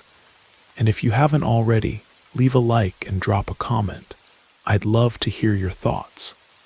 Have a great time relaxing, and good night.